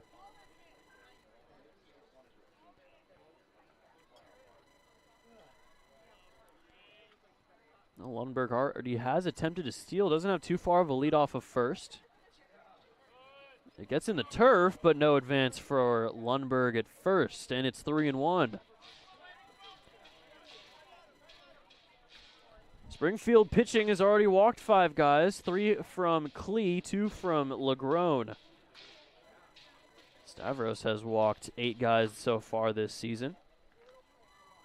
He's given up 6 earned, struck out 9.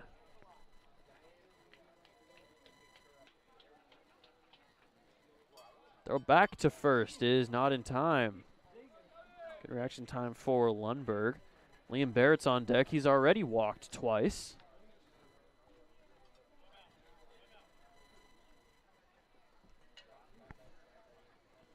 Grown out of the game, just giving up the 1 run, as that one's outside for ball 4. So that is now 6 walks on the day for the Bears. As Priest will take first, he reaches for the 2nd time. And that'll bring up Liam Barrett with 2 on and 1 out. The Black Bears trying to get the lead here with the game tied up at 2.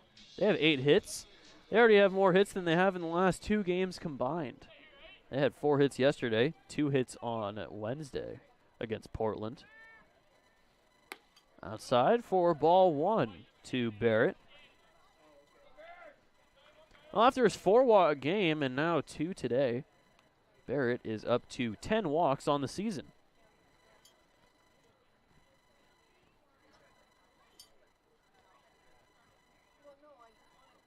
1-0 is ripped into right field. Going back on it is Ibarra, and he'll make the grab for out number 2. No tag from Lundberg at second, nor Priest.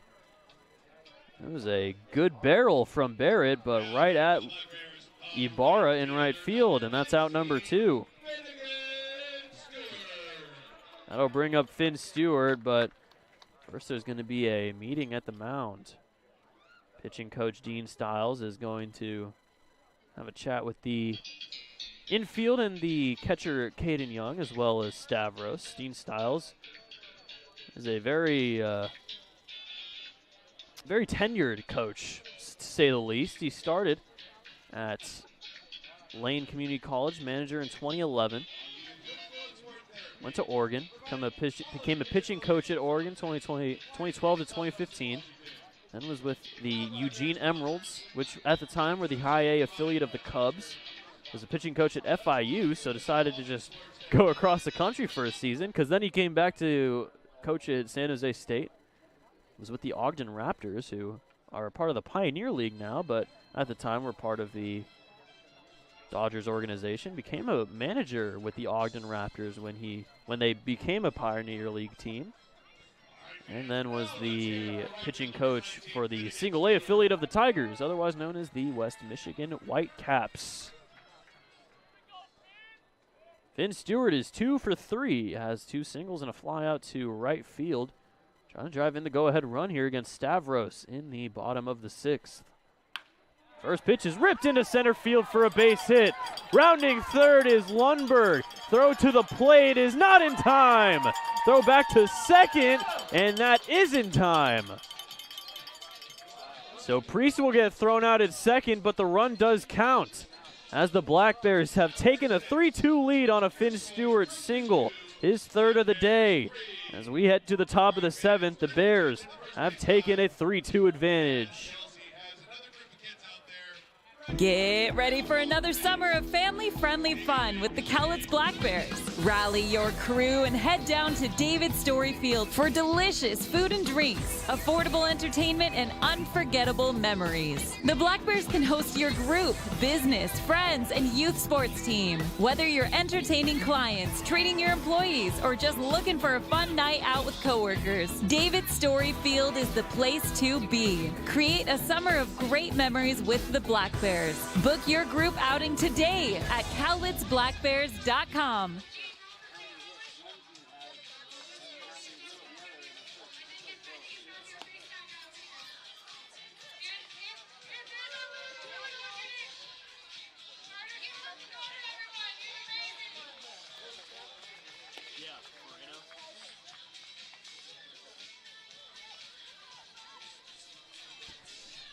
Top of the 7th inning here on the 4th of July as the quick games have continued.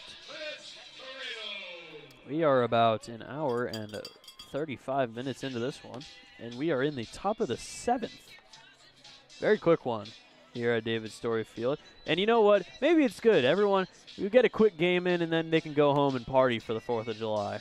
So shout out to these two teams for giving everybody more time to go out and have fun after this game. New pitcher for the Black Bears is going to be Chris Moreno. Moreno only pitched one game in the series against Portland, but he pitched very well against a very good Portland offense. 2 1/3 scoreless. 1 hit, 2 walks, 2 strikeouts. Last 2 outings have come against very good offenses in Portland and Corvallis. He's pitched 1 run in 4 1/3, so he's been very good recently. But overall, a 5.58 ERA in his 6th game, 9 2/3 innings overall. As he'll face off against Jamino to lead off the top of the 7th. The Drifters now down for the first time since the bottom of the 2nd inning. Swing and a miss on a ball in the turf and away. Good breaking ball for Moreno, and it's 0-1. Well, yesterday, the Black Bears walked 7 guys. Pleased to announce that they haven't walked a soul today. Mostly thanks to Ryan Falk.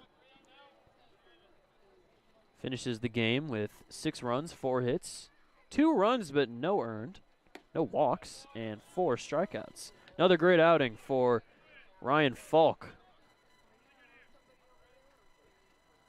1-2 now to Jamino. It's the bottom 3 in the lineup, Jamino, Young, and Matranga. In the turf, good block from Holt, and it's 2-2.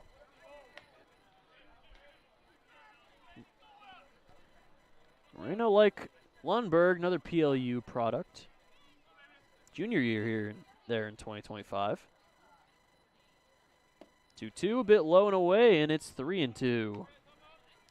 Jamino 0 for 2 has a strikeout already. It was the third of 4 for Falk and has a ground out to third. Now in a full count here against Moreno.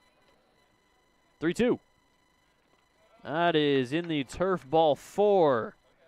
So the first batter that Moreno faces is going to be the first walk of the day for Cowlitz pitching. As Jamino will take first on the free base. That'll bring up Caden Young. The Black Bears have only managed to give up 4 hits against the Drifters, but 2 runs. 2 of those hits coming to Cesar Chavez. All 4 of those hits coming to the top 3 in the order. Bit low for ball 1 on the fastball.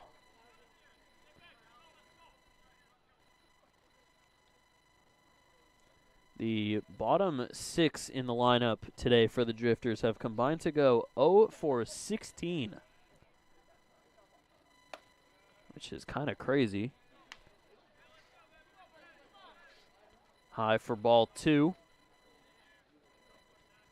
2 runs have come in, 1 on the Chavez RBI single in the third, and a couple of errors allowed Elliott Brown to score in the 5th inning, as that one's low, ball 3. Lundberg, his PLU teammate, coming over to have a chat with him on the mound. He walked 2 guys in his last outing, but that took 2 in the 3rd innings. He's not recorded an out so far and is close to walking 2.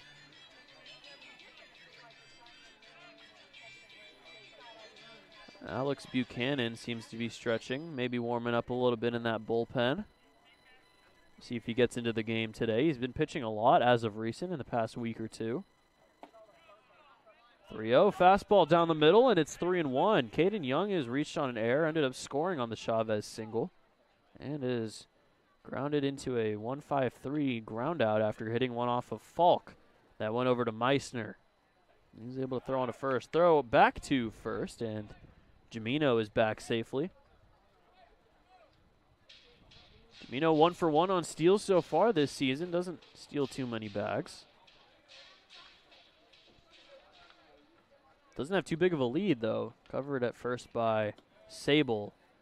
But he'll go, and it's ball 4 as Jamino slides into second for no reason.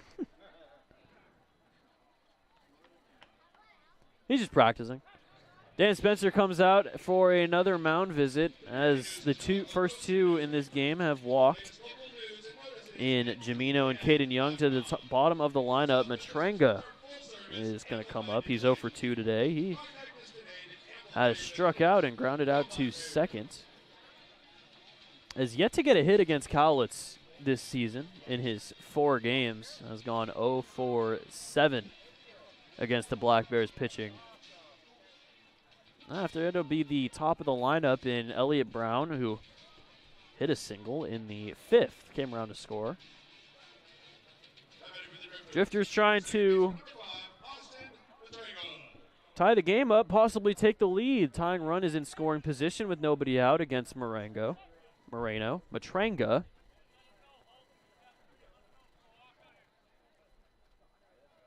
First pitch is going to be strike 1 on the fastball.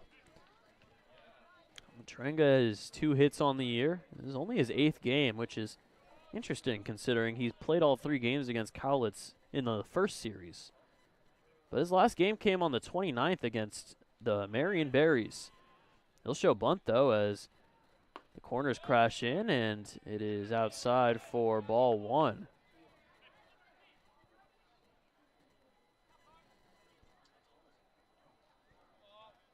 Matranga only standing at 5'7", 150. Another bunt being shown. Sable crashing. He'll drop it down. Back to Moreno. Throw on to first is in time for out number 1. So Matranga, a successful bunt sacrifice. And the runners will advance to second and third. Jamino on third.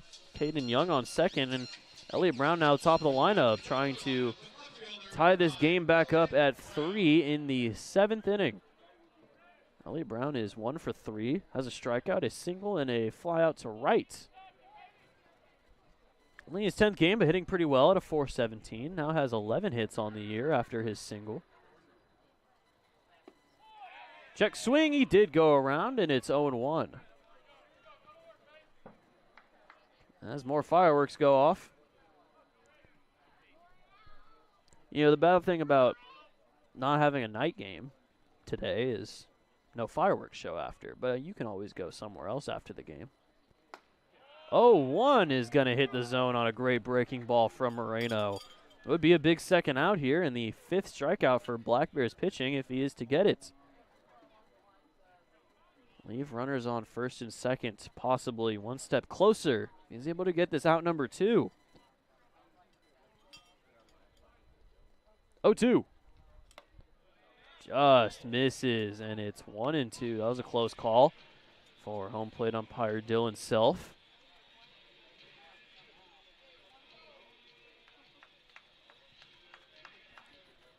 Cesar Chavez on deck. He's got 2 singles already today. 1-2. That is low at the shoelaces, and it's 2-2. Brown looking for a 4-year. Is that Lane Titans? Finished 20-21.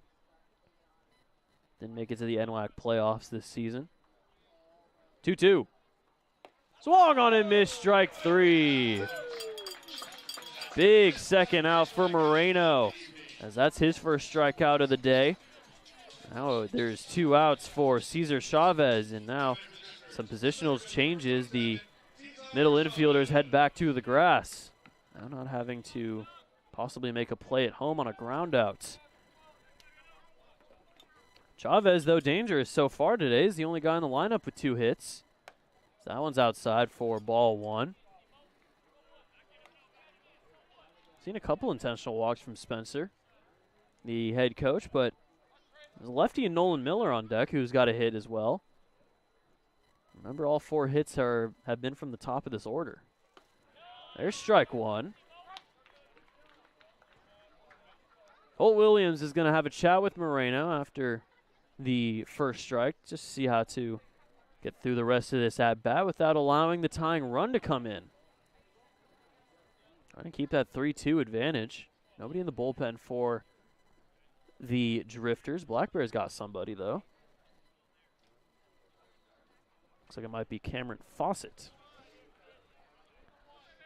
After the meeting, Holt's back in his position, and it's a 1-1. 2 outs, 2 on. Jamino on third, Young at second. Moreno kicks and deals. Ripped foul off to the right out of play, and it's 1-2. Moreno 1 strike away from getting out of it with a scoreless frame. After walking the first 2, has a chance to give the Black Bears a chance to extend their lead and get some insurance. Against a Chavez that has been very good, 2 for 3. 1-2. Another one, ripped foul, pretty much to the same spot as the last one. Off to the netting above the dugout of the Bears.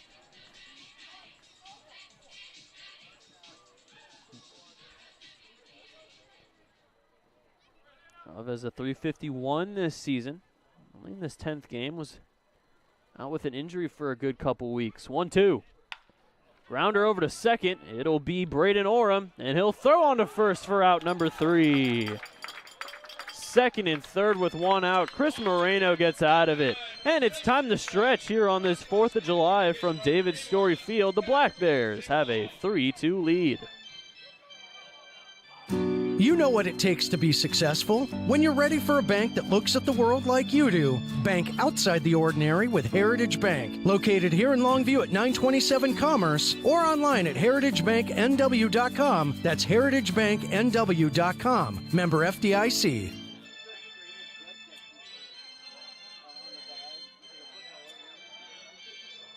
Listen up, baseball fans. Head into Safeway to score on great deals all season long. Safeway has everyone's tailgating favorites, from fried chicken and party subs to fresh cut fruit and veggie trays and tons of easy meal options. Satisfy your whole team for the ultimate game day experience. And you can save a cartload of time with Safeway Drive Up and Go. Just shop online at Safeway.com, head to the store, and we'll bring your groceries right to your car. Safeway, sponsor of the Cowlitz Black Bears.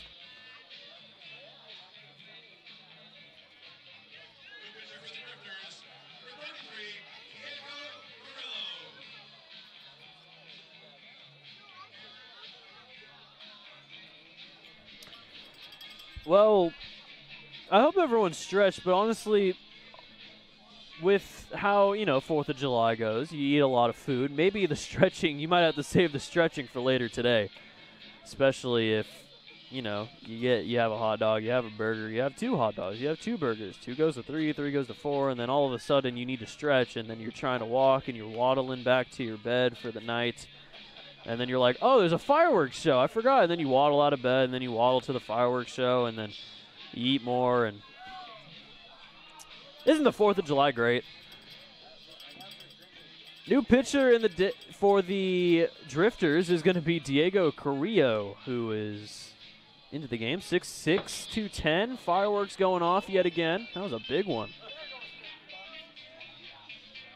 8.52 ERA and 6 1/3. His last outing came on Tuesday. Pitched 3 scoreless against the Ridgefield Raptors. 3 hitless as well against the Raptors. His last 2 outings have come against Ridgefield, but his first outing came on the 25th, was a lot worse than his second. He pitched an inning, gave up 3 runs.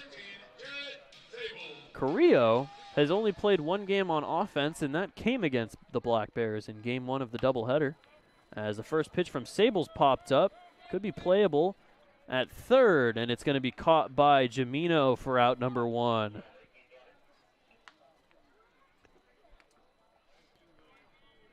So 1 pitch, 1 out for Carrillo, and that'll bring up Braden Oram.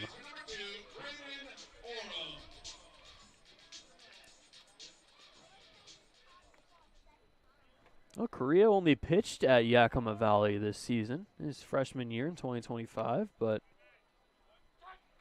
was a 2A guy in high school. So that one's that one's going to hit the zone for strike 1.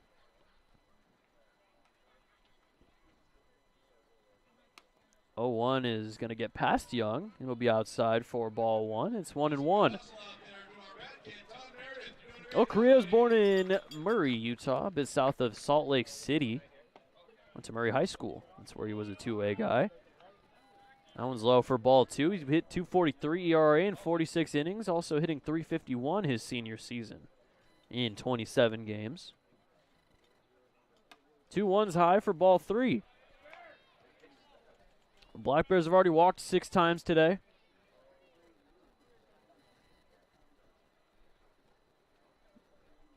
Wiljeski on deck, as that one is going to be outside for ball 4. That is 7 walks for the Black Bears, as Oram will take first. Now reached twice, hit a double, RBI double in his last at-bat, as that'll bring up Wiljeski. DHing today, he's 1 for 2 with a walk. Check, swing over to bases umpire Jim Courtney, and he calls it a no-go. So it's 1-0.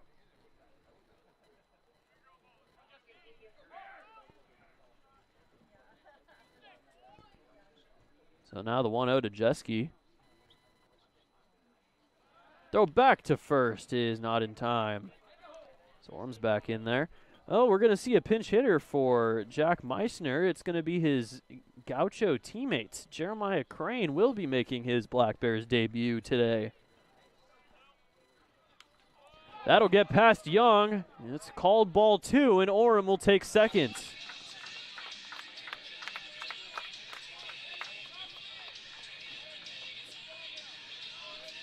So that's 2 now that Young has just not been able to catch. And that one gets past him, allows Orem to take the extra 90.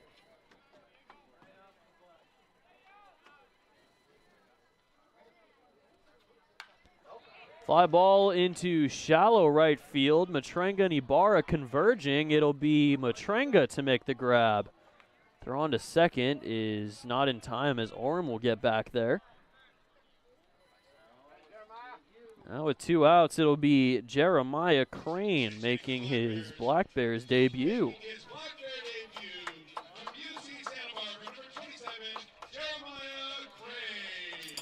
Jeremiah Crane, welcome to the Black Bears. Otherwise known as JC. UC Santa Barbara junior season this year was with Tacoma his last 2, so he's teammates with JT Hardy at Tacoma. First pitch to Crane is high for ball 1. Well, Crane taking the number 27. Jose Carmona Jr. no longer on the team for the season. So Crane is going to be the wearer. We'll see if he keeps wearing 27 in the future. That gets away from Young, and taking third is Orem. So Braden Orem has taken 2 free bags on balls that just have either gone past Young or in front of him that rolls too far away on the turf. Well, Crane has a chance to drive in his first run. 2-0. Tried to swing, didn't end up going. Holds it back, and it's 3-0. Crane from Tacoma, originally from Puyallup. 3-0. That is going to be strike 1.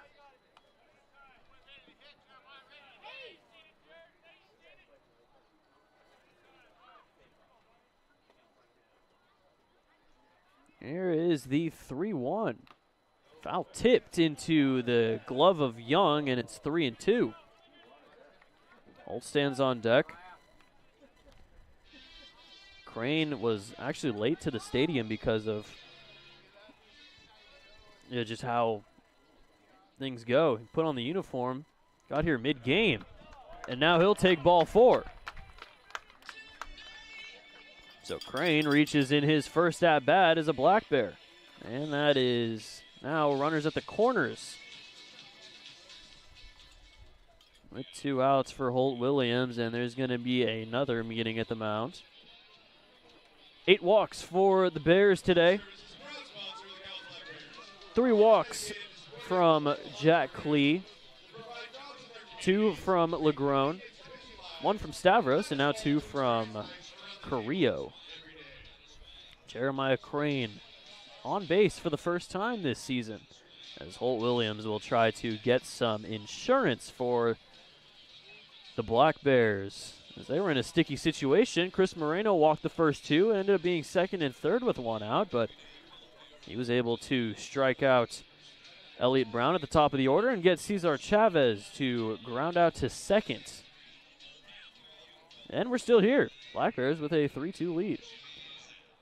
Home plate umpire Dylan Self thinking this mound visit's taken a bit too long for his liking, as he'll come out there and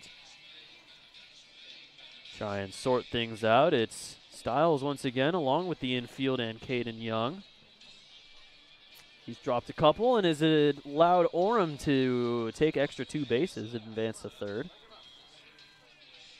So he had to face Holt Williams here, who's 1 for 3 with a single and 2 flyouts. Ended up flying out to right field and on his last at-bat in the 6th. Back up here an inning later, looking to get some insurance. First pitch from Carrillo is ripped into left field, a base hit. Orem will come around to score. And Holt Williams has an RBI single. First pitch, he rocketed that one into left field. Advancing to second is Crane. And it's 4-2 Bears. First RBI of the season for Holt. And his 3rd hit. And his first multi-hit game today. 4-2 Black Bears. They've scored 1 run in each of the last 3 innings. Still 2 on here. Crane on second, Holt on first, and now Lundberg, who's already got 2 hits on the day, will step in. Throw back to second as back in safely is Crane.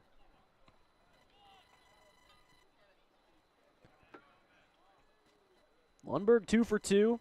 Hit a sac fly to score the first run of the game in the second inning. Also his first multi-hit game of the season, Lundberg. That one's outside for ball 1. Has doubled his hit total in 1 game. Bottom of the lineup, back to Matt Priest, who's on the on-deck circle. Swung on and missed at a pitch in the turf, and it's 1-1.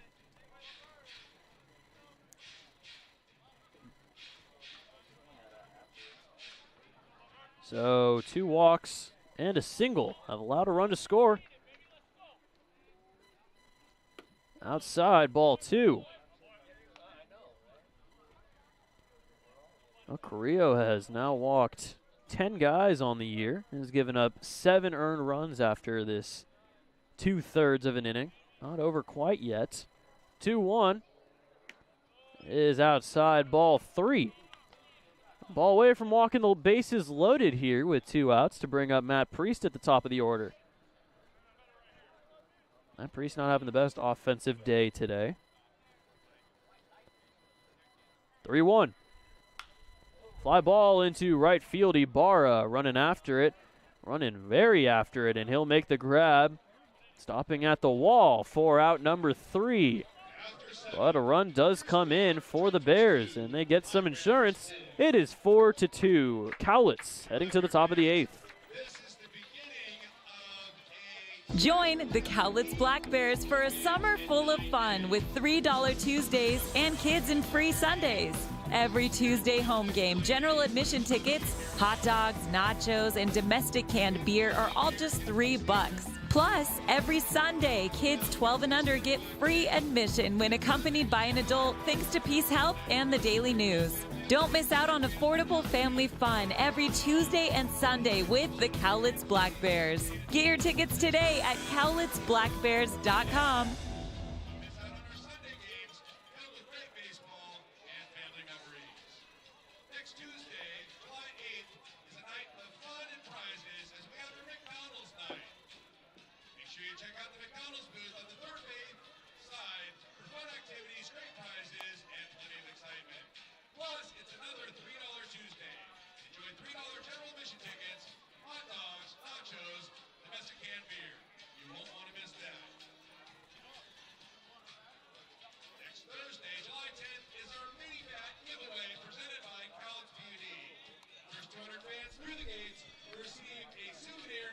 The Victoria Harbor Cats and the Ridgefield Raptors game has started.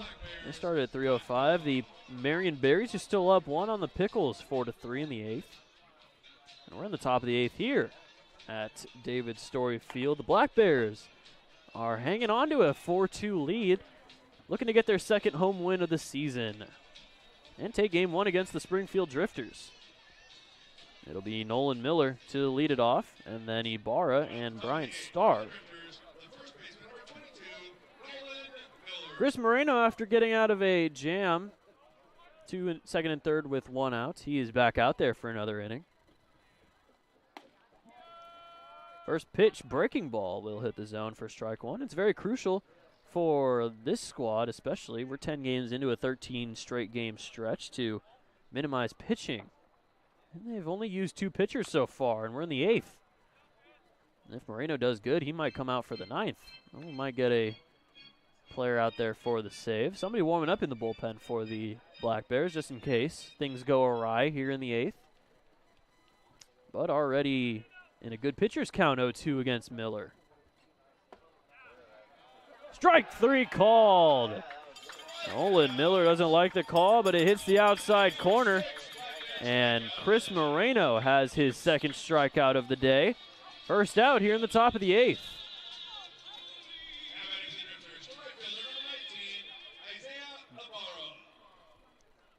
1 out. Isaiah Ibarra will step in. He's 0 for 3 on the day. First pitch is going to miss a bit inside for ball 1. As mentioned, the bottom 6 in the order have gone 0 for 16 so far today. That's going to hit the zone for strike 1. The top 3 in the lineup, Brown, Chavez, and Miller, have all 4 hits for the Drifters. And all of them have been singles. That'll hit the zone for strike 2. The Black Bears have 9 singles out of their 10 hits, with the double by Orem being their only extra base hit. 1-2. Bit high, and it's evened up at 2 and 2 apiece.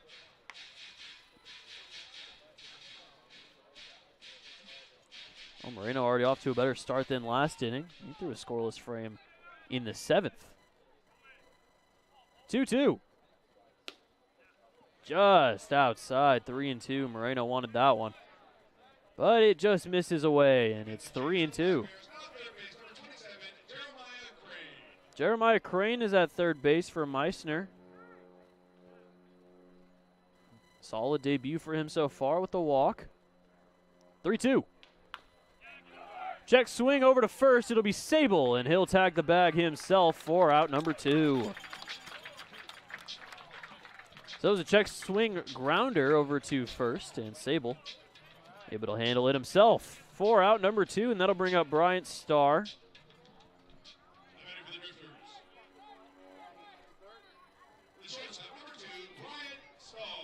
Well, Bryant Starr went a combined 2 for 10 against Ridgefield in their series, in the midweek series. Swung on and missed for strike 1. Good breaking ball for Mr. Moreno. Bryant Starr from Lebanon, Oregon, east of Corvallis. You're on the 5. West is Corvallis, and east is Lebanon, where Bryant Starr is from. Lynn Benton not too far away up in Albany. Say around 15, 20-minute drive away from where he's from. 1-1. A bit low, and it's 2-1.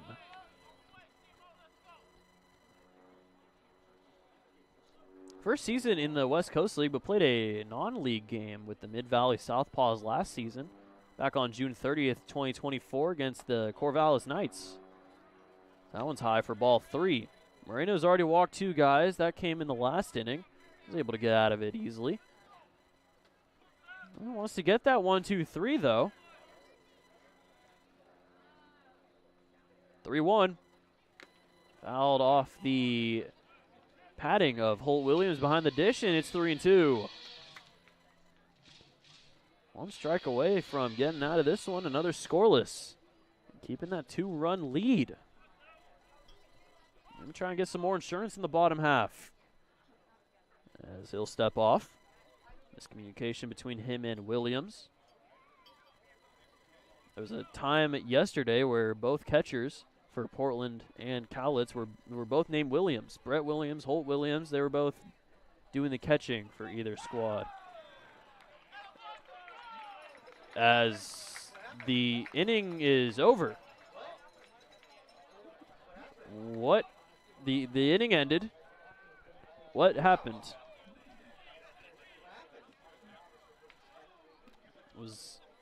We don't know what's going on, but that is out number 3.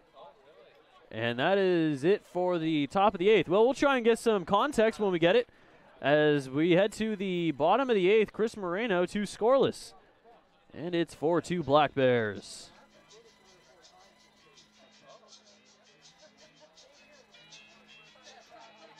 Join the Black Bears for a night to remember on Thursday, July 24th. Bring the kids out to the ballpark for the always popular Dash for Cash presented by Heritage Bank. All kids 12 and under will get to go on the field to dash for their share of $1,000 in cash. Then stick around after the game as the Black Bears light up the night sky with their first ever drone show presented by Pacific Tech Construction and Western Fabrication. Tickets will go fast. Get yours today at CowlitzBlackBears.com.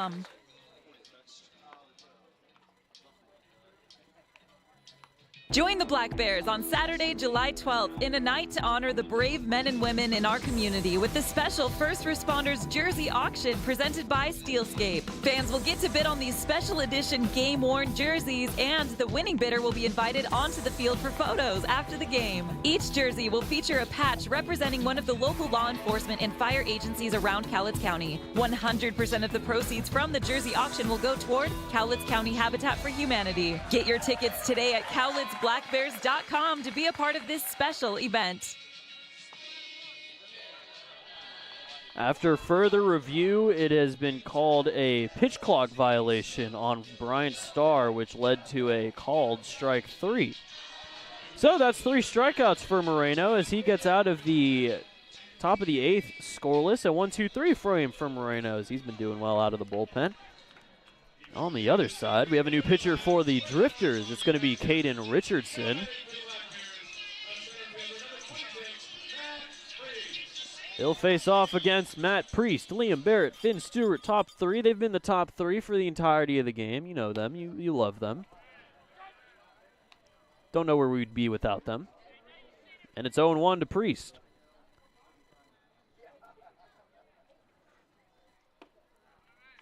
0-2 quickly on Priest against Caden Richardson, the new pitcher.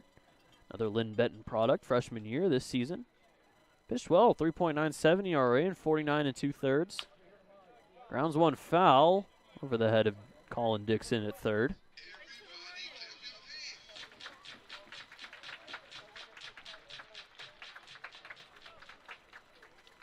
(4-2), Black Bears lead it, trying to get their second win at home.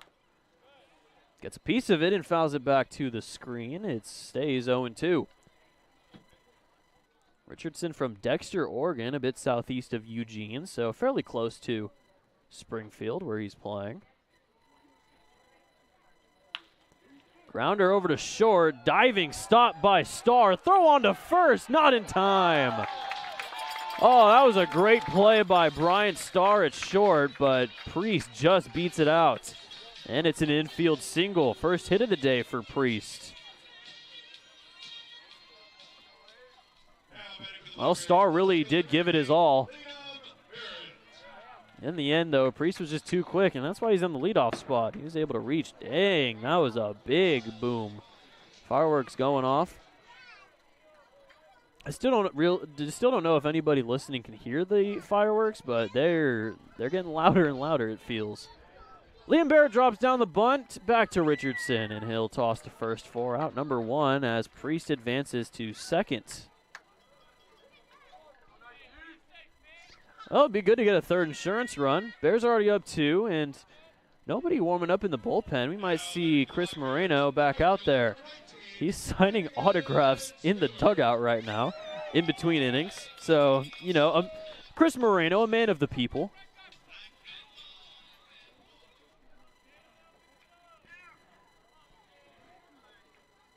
First pitch to Finn Stewart is low for ball 1.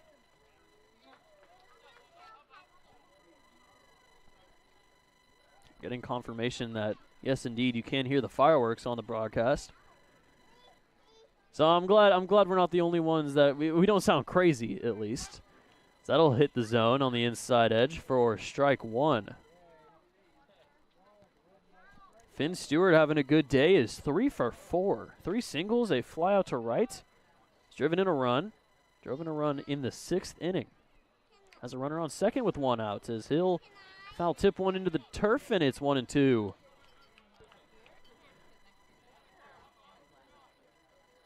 Finn Stewart does not have a 4-hit game yet this season. He actually doesn't even have a 3-hit game this season, so he's already in uncharted territory. Fly ball into left field. Under it is Elliott Brown, and he'll make the grab for out number 2. So Stewart just gets under one, flies it out to left field, and Brown, who has been replacing DJ Lewis Jr. for a few innings, is under it to make the grab. That'll bring up Jarrett Sable. Everybody in the lineup, the starting 9 for the Black Bears, and the 1 pinch hitter in Jeremiah Crane, they've all reached at least once in this game. 11 hits, but have only managed 4 runs. But so far it's been enough as Sable swings and misses at strike 1. The biggest crowd we've probably seen this season, and Black Bears trying to get a win to send everyone home happy. Swung on and missed, and it's 0-2. And it's only a matter of time before Jarrett Sable gets a hold of one here at David Story Field.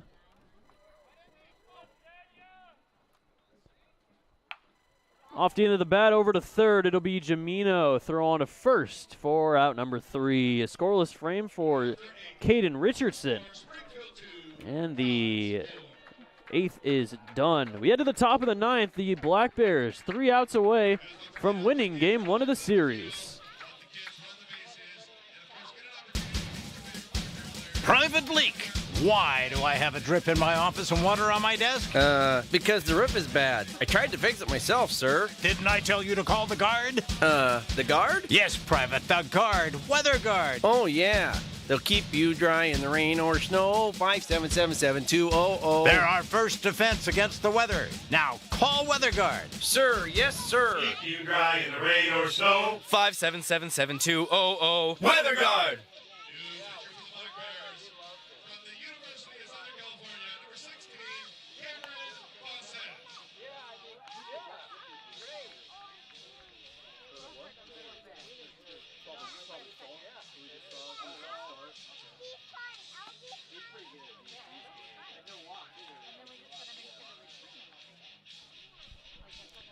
Top of the 9th. It is a save situation here at David Story Field, and the man who will try to get the save is not Chris Moreno. It's actually Cameron Fawcett. Fawcett has been struggling to start off his season. Pitched on the 1st on Tuesday against Portland. 2 innings, 2 runs, 3 hits. Earned the loss is actually 0-3 so far this season. Has gotten the loss in 3 of his 4 outings. But we'll be facing off against a pinch hitter first for Jackson Wen. It'll be Jack Brooks. And then Jamino and Caden Young, depending on any changes. Jack Brooks getting the day off today, one of the better hitters for the Springfield Drifters. Still be the first one to face off against Cameron Fawcett. Chris Moreno out of the game, finishes with 2 hitless innings without allowing an earned run, walked 2 and struck out 3. So a solid day for Black Bears pitching, and Fawcett looking to end it off here.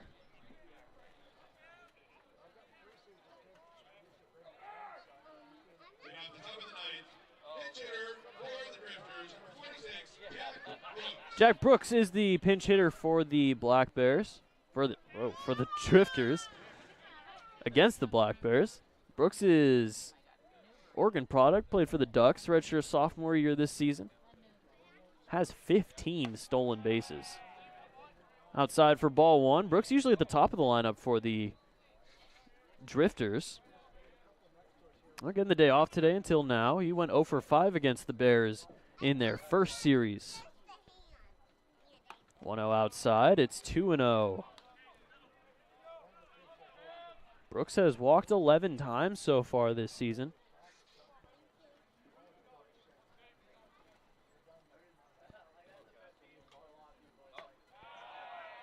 That is gonna miss for ball 3.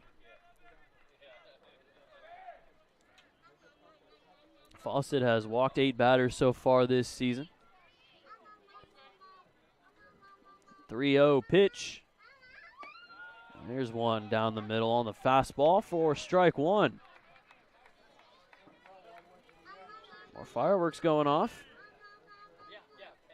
Brooks is with Oregon last season as well. 3-1 grounder up the middle, past the dive of Lundberg and into center field. The leadoff man is on.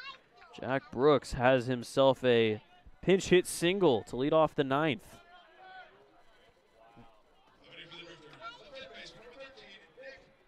15 for 16 on stolen bases is Brooks. So wouldn't be surprised if he tries to go here and try to bring in that 3rd run. Nick Jamino will step in. He is 0 for 2 with a walk. One of the 2 walks from Moreno. First pitch is going to hit the zone on the curveball for strike 1.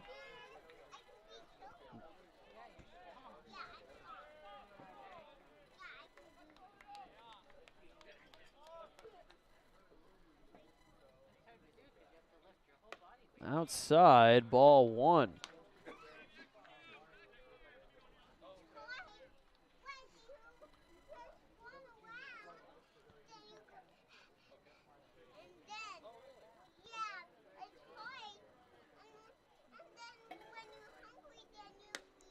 One is outside for ball 2.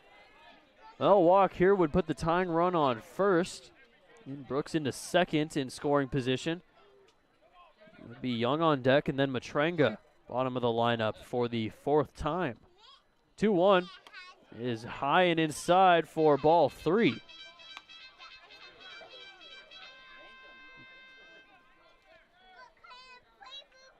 Well, Fawcett a bit wild so far in this one. Still a 3-1 though. Tying run could get placed on first here in the 9th. 3-1. Popped up, foul ground. It will get out of play as Crane gave it a little look, but we'll head back to third. And it's 3-2.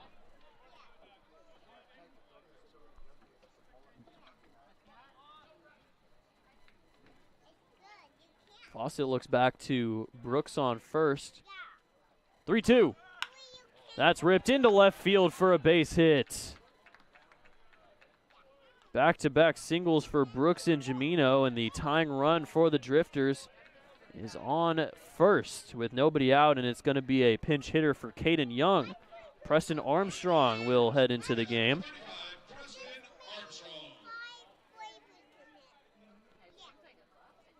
Armstrong into the game now. After Caden Young goes 0 for 2 with a walk. Armstrong committed to Seattle U for next season after his season at Millennium High School. First pitch will hit the zone for strike 1. As he showed bunt and pulled it back. There's going to be a pinch hitter on deck as well as the benches are going to be emptied for the Drifters. Cooper Mullins is the pinch hitter for Matrenga on deck. 0-1, bunt showed again. He'll drop it down over to Fawcett. Throw on to first is in time. And that's out number 1.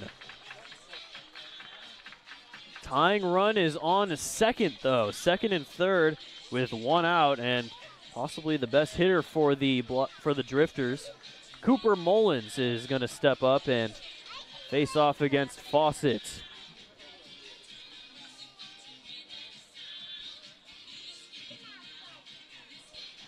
Be a big second out here to get Mullins.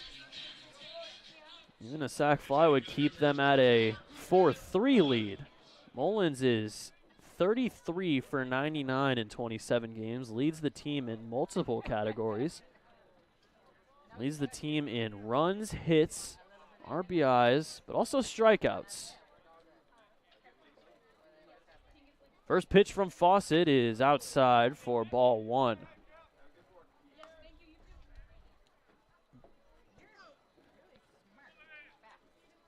Versus Ridgefield, he got a hit in every game. Went 1 for 4 yesterday with a run scored and an RBI. Has a hit in 22 of 27 games. 1-0 outside. It's 2-0. Walk here would load the bases up with 1 out. Put the go-ahead run at first, but also would put a force out at any base with 1 out. Elliott Brown won't get pinch hit for. He's on deck. Grounder over to second. It'll be Orem. He'll toss on to first for out number 2. Run will come in as it's 4-3 now. And the runner in Jimeno will advance to third, but now there's 2 outs. And another lefty comes up. Elliott Brown at the top of the lineup. Has a base hit already. Is 1 for 4. And this is a big at-bat, probably the biggest at-bat of the game. Elliott Brown trying to drive in the tying run against Fawcett. Has already given up 1. They have a 1-run lead, 4-3. First pitch to Brown is going to miss for ball 1. This is a must-win for the Bears. It would end their 8-game losing streak and would put them at 1-1 to start the second half.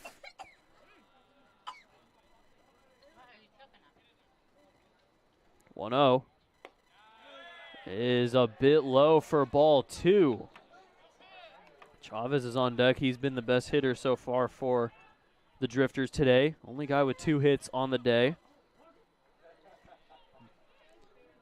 Good hitters count for Brown, 2-0. Fawcett will kick and deal. That is inside, ball 3. That was a even closer call for Dylan Self, home plate umpire. Now, only 2 walks on the day for Cowlitz pitching. Both of them have come by Chris Moreno. 3-0. Shows bunt, pulls it back, though, and it's strike 1. A walk would bring up Chavez with runners at the corners. Go-ahead run would be on first. Drifters have 3 runs on 6 hits, 1 error. Trying to tie the game up in the 9th. 3-1. That's strike 2. As Elliott Brown thought it was ball 4. It was a little bit high at the belt area, but it is called strike 2. Now 3-2 with 2 outs. Black Bears 1 strike away from winning game 1. 1 ball away from keeping this going and bringing up Chavez. Fawcett trying to get his first save of the season. Get the 8th win of the season for Cowlitz. 3-2. Grounder over to Orem at second, and he'll flip to first. That'll do it. The Bears take the 4-3 victory, and they win game 1 of the series. Well, it was a bit nerve-wracking in the 9th, but Fawcett ends up getting the save as the Black Bears get their 2nd victory at home, and they take this one by a score of 4-3. The Drifters are now 12-16 on the season, as their first game in the second half ends with a loss. The Black Bears take game 1. They finish with 4 runs on 11 hits, 4 errors. Drifters, 3 runs, 6 hits, 1 error. And they get a 4th of July victory here at David Story Field. We will see you tomorrow at 6:35 for Game 2 of this 3-game series, in which the Black Bears will try and take the series at home and win their first home series in 2025. Crazy to say. Anyways, for everybody here at David Story Field, I'm Evan Patoka. We will see you tomorrow. Until then, have a great 4th of July. Enjoy the day. Enjoy America's birthday, and have a great rest of your day.